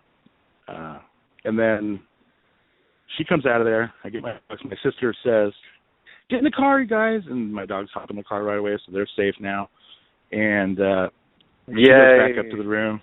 She's talking a mile a minute, trying to explain everything, lying to me, saying that my wallet and my keys were in a lockbox at the domestic violence shelter. She couldn't get into it till 6 a.m, and it was probably about 4 o'clock at that time. And I'm like, okay, well then we're going to go there at 6 a.m.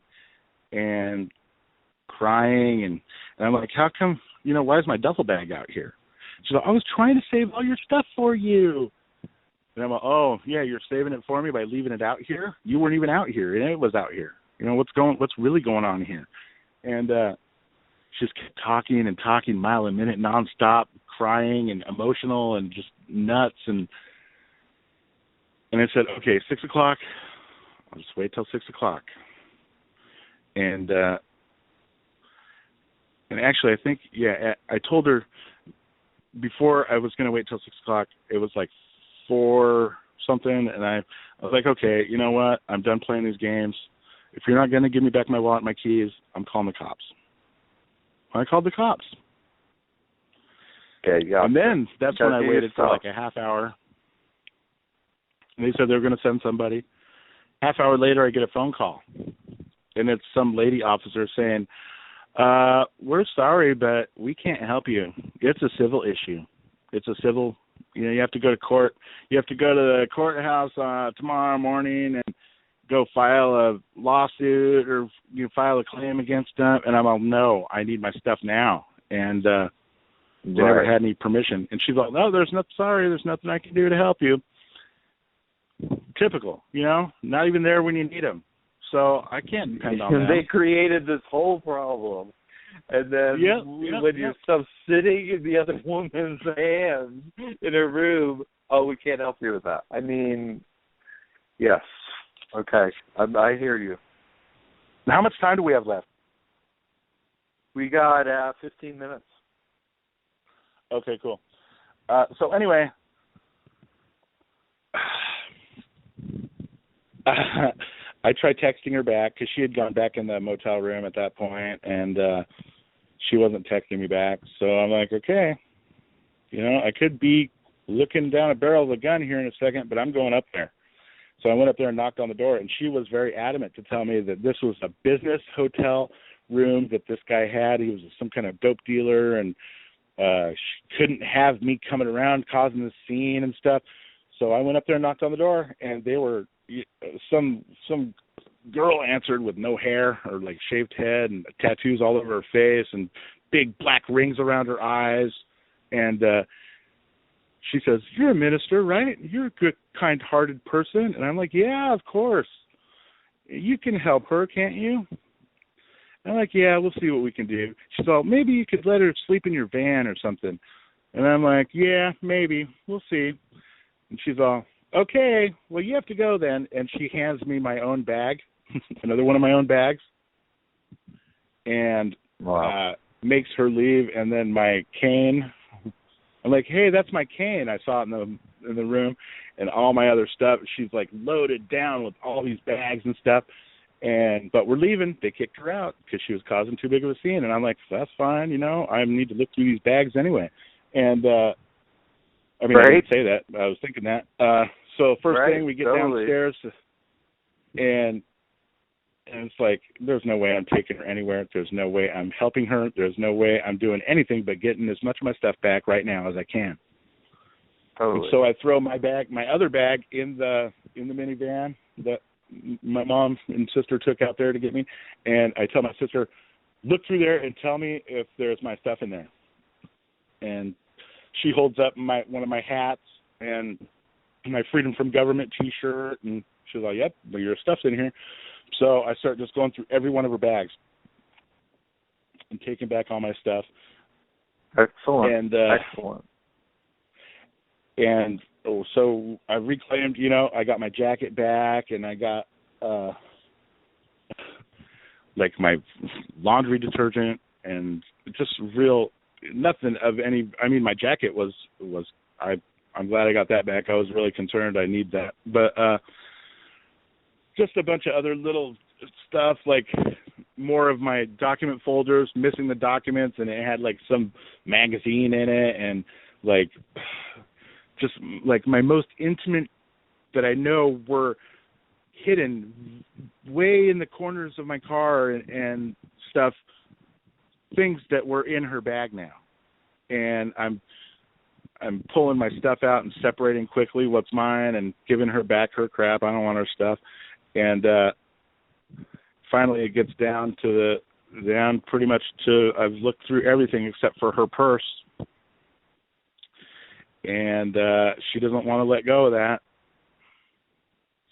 So I just grab it anyway and dump it out.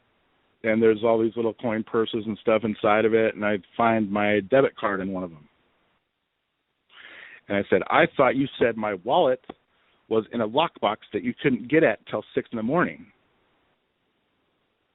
And she started crying and call the cops. Now she's saying she's going to call the cops. But I know she's not going to dial the cops because she is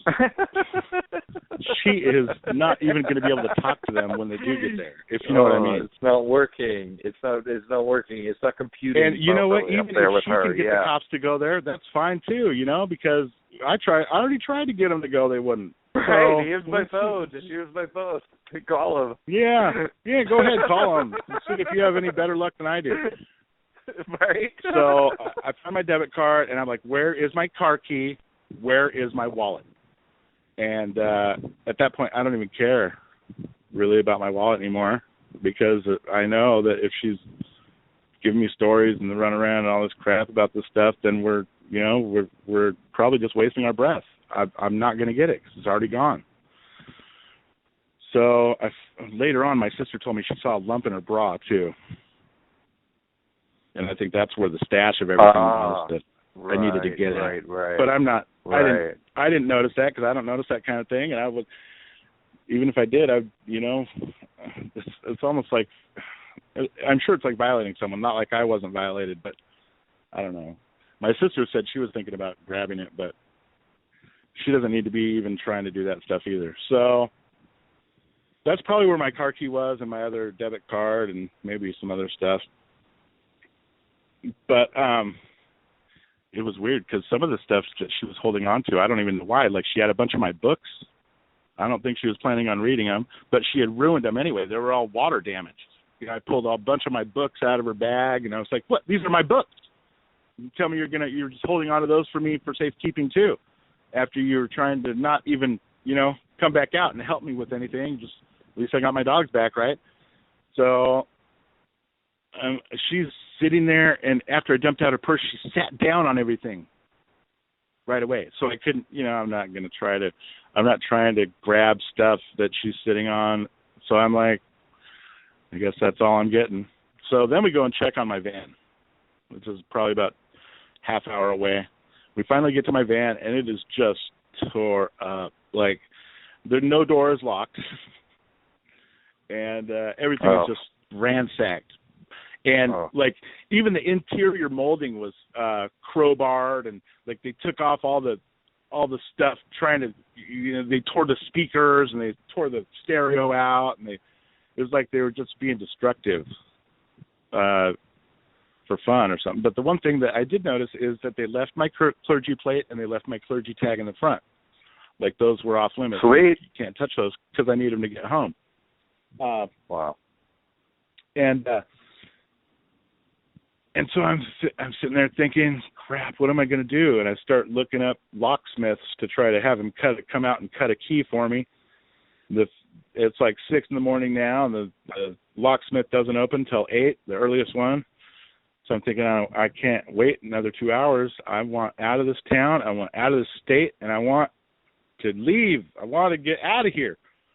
So I was looking at the keys hanging out of the other, I was looking at the keys that were in the ignition of the other van, and my mom's PT Cruiser key was on there, and I'm all, hey, can I borrow your Cruiser key for a minute? I just want to try something real quick.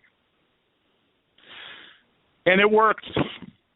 It worked in my van. So I started the van. And my mom was like, no, you didn't. Just start your van with my car key. That's so amazing. But, yeah.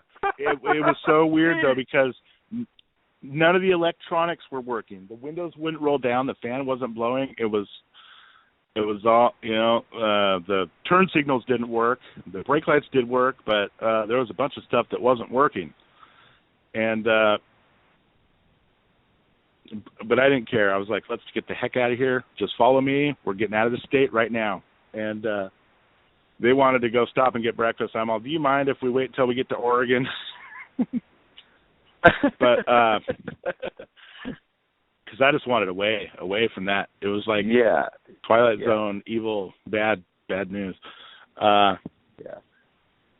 And so I'm traveling in my van, and we finally make it to Oregon.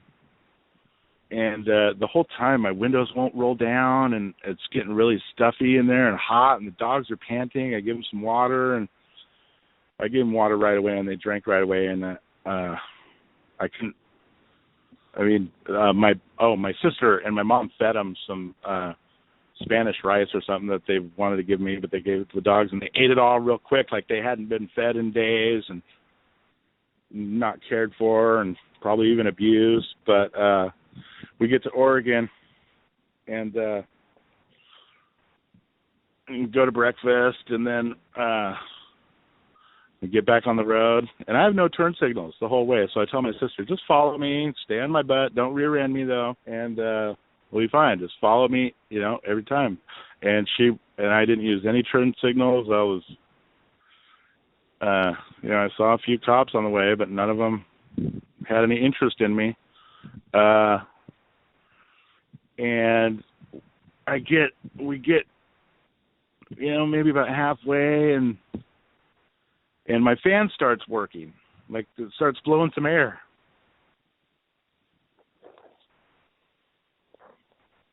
But then I was having these problems with the overheating again, and it was bad. I was having to really, the thing was going ding, ding, ding, ding, ding, ding, ding, ding, ding, ding, like it was super urgent, like the engine was about to blow up and stuff. And then it fixed itself. And then the turn signal started working. And then the windows started working. Wow. And it was like my car had a built-in defense system, like it knew that I was finally reunited with it, and so it started working for me. It was weird. or, you know, like I said before at the very beginning, God's hand played a part in a lot of this whole thing. So that's pretty much it. You know, I made it back home safe. Now I just have to plot my strategy on what I'm going to be doing about these things. I got two tickets, a no parking ticket, and I paid my mom paid $500 to get me out of jail, and I know I'm not going to see that money back, even if I do win a case. I don't, if the they don't give that back. I've done those $500 bail things. Yeah, I got there for it. Yeah. So I'm thinking that's amazing, man. Yeah, I'm thinking that my rights definitely were violated, and I want to hold the police responsible for everything coming up missing, because they're the ones that allowed her to take my car, or I told them I didn't trust her. You know what I mean? Right. And they said, well, you don't have a choice. So they're the ones that took away my choice. They're the ones that should be held responsible for all of it. And her, 100%. You know what? I've forgiven her. She is a product of her environment. She is a wreck. She is mental. She is drug addicted. She has her own problems. She is homeless. She needs to, she said she was Christian and she loved God, but God's not treating her very well, is he? And that's the sign that I should have paid attention to. I don't know. Yeah, we learn our lessons, but we also, are ourselves in them, and we help people during them. So it's funny. Yeah. I had a vision. I had a vision this week too. It's so funny. Like, after I got my paperwork, I haven't been able to really do my public notice yet because I'm so busy helping so many people. But when I got my minister stuff, I was out for a walk and it hit me. This is an identification to go to the center of hell. Like to the center. Yeah. And I guess I was just feeling like somebody was already doing it, and I guess it was you. Like this thing goes to heaven. It goes to the center of heaven for sure, but it goes to the other place too. And we just roll over into archives, so don't rush yourself or anything like that at this moment. Right on. So okay. So that's. I mean, I follow you on Facebook, and I know a lot of other people do, and I know you got huge hits for your work and so on, and I know you're great at your work, but I just want to say from my side, if I can help with anything on this, I'm available. And I do, like, you don't speak for the temple of light and life. I don't either, but I'm sure there are many members and ministers who are waiting to hear, if they can assist in any way. So, and I know it's tough. And one of totally. And one of those ways is, and I talked about I messaged you about this, but I'm going to throw this out there on the air, that Machete was interested, as taking Saturday, as a radio day that he could host, a service or just a show, and he wants that time, and I threw it out to you, so I'm hoping this week or next week, and we'll get that all together. Whatever Saturday works first for people, I'd love to have the temple on, and just, Liberty Aid sponsors the time, and it's extra time, and if I can give, meekly, because I don't have much at this moment, but if I can give that, I'd love for it to be used, and I hope that it can be. So, to you know what? I know that the government is out there taking people's money by force. So I know it's not easy. I know that people have money problems. I don't expect everyone to give me money. I don't expect anyone to give me money.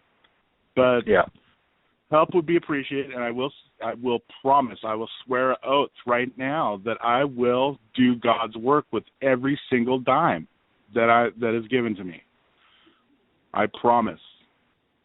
And you're in Washington. Like, do you have a mailing address? Like people are like, hey, I have this extra iPhone or something. I'll get in touch with them, on Facebook. Maybe just, how to get in touch with you on Facebook, because people could send you things too. Like, there's different ways to donate, not just money. Like, place and time and expertise and, a piece of land, a home, like many things, this minister needs.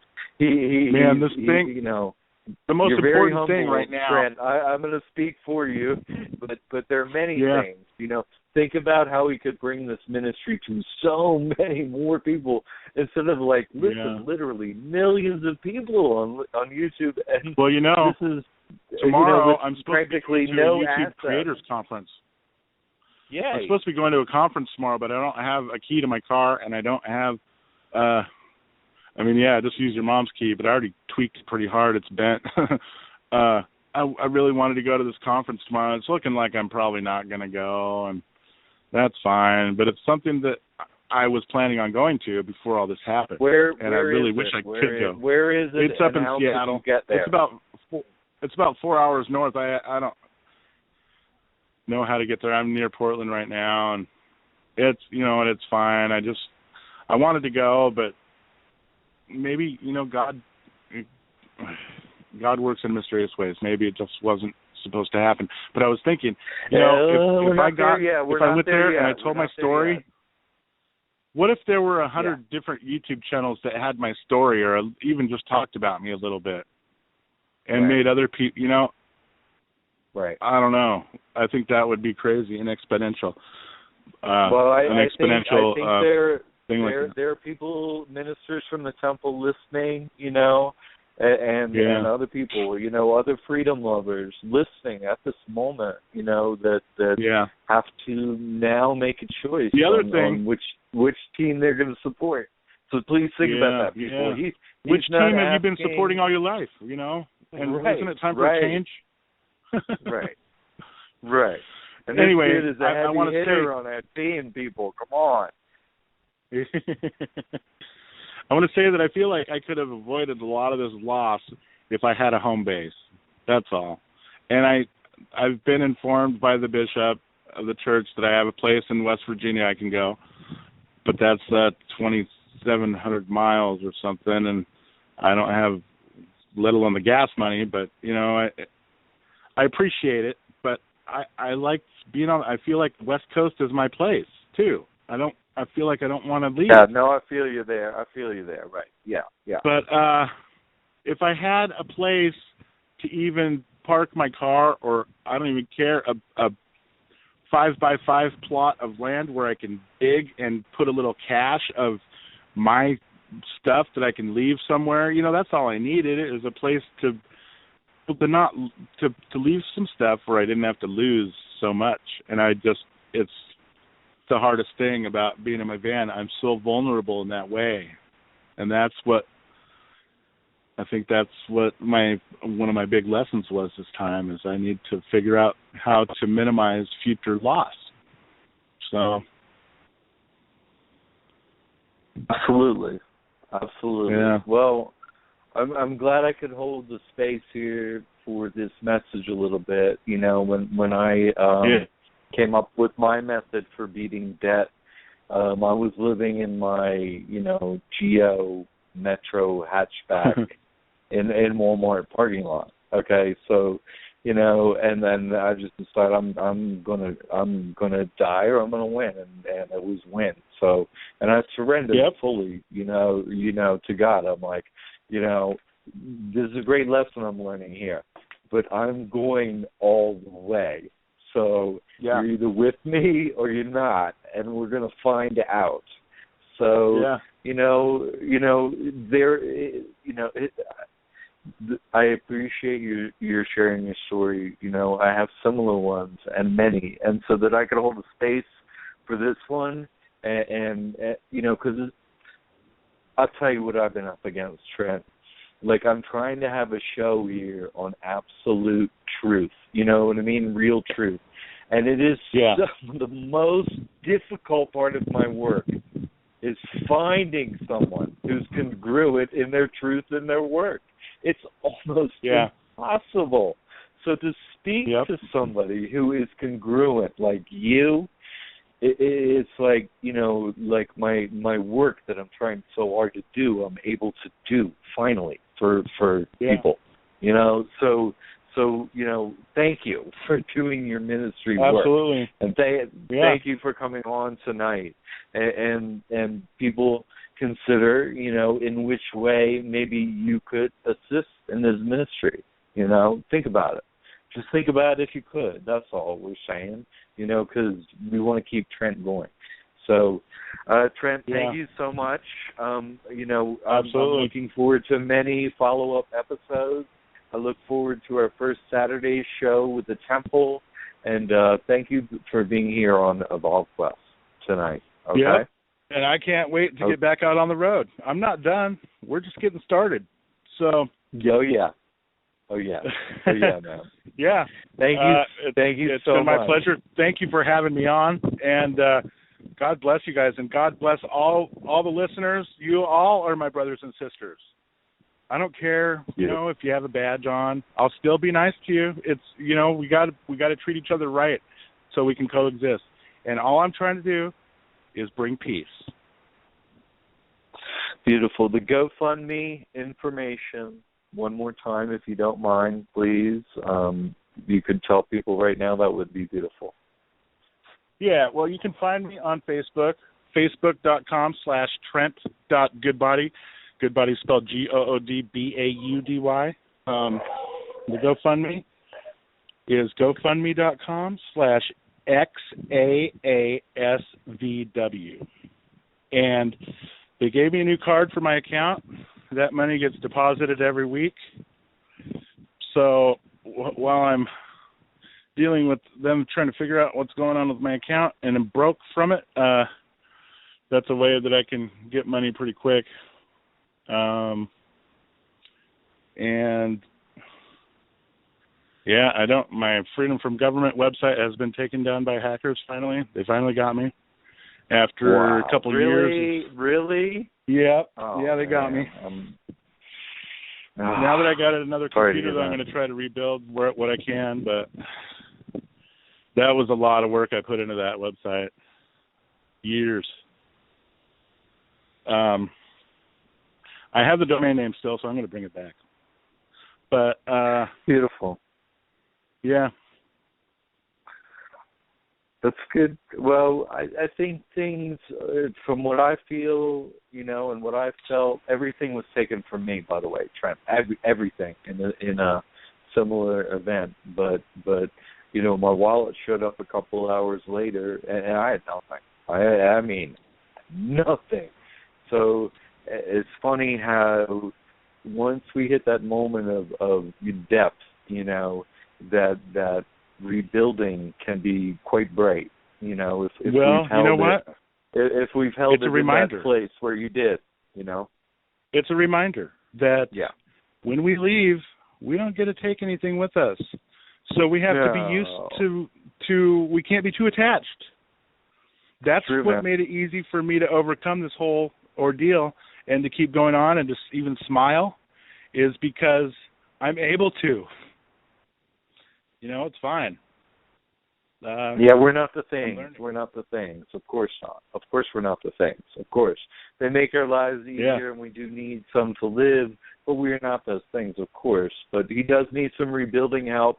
I just want to say, like, I can't say about many of my guests because I can't, you know, vet their work, all of it, and I don't follow all of it. You know, I've got my own work, and I'm trying to help people save their homes, and it's going very well. But, you know, I can say, people, you know, that I have vetted Trent's work. I do follow his work. He does stand in truth. So I can't say that about many of my guests. I can't stand up and say that, but I am standing up and saying about this man right here. So people, please hear that. Please listen to that, and please support them. If it's not by funds, if it's not by that, then please give him, you know, some positive vibrations in your heart, in your thoughts. You know, send him that, please. It's meaningful. Yeah. You know, he'll receive it, definitely. Yep. All right, Trent. Definitely. All right, Trent. Well, thank you so much, man. We're going to have you back on, of course, at some time in the future, and you know, have a good, safe ministry from this point on, okay? Yeah, yeah. Well, you know what? I was thinking I didn't get tased, I didn't get shot, I didn't get beaten. I'm right. Nothing. You know, I have a little bit of soreness on my wrist from where the handcuffs were, but I am fine. I went through it, beautiful, and man. There's no need for fear. You can do it too. Everyone can do it. So, we need more people out there. We need to so get organized, come together, reach out to your brothers and sisters. Yeah. Really, yeah, that's this all can I be have done. to say. He, you know, and then now come together. You know, it's hard being, you know, the tip of the arrow. You know what I'm saying? And that's where Trent is. Yeah. So he needs the support from the push behind. You know, so people step in. Okay, please. So. Yeah, definitely. All right. Push through to peace. Yeah. Exactly. All right, man. Yeah. Well, we'll come together again. You have safe travels, and you know, positive vibrations to Trent, everyone. Thank you so much for being here, Trent. God bless you. All right, man. Talk to you soon. All right. Thanks for coming together, everyone, for another episode of Evolvequest. And from Minister Trent Goodbody, the Temple of Light and Life. Thank you so much. All right. See you next week.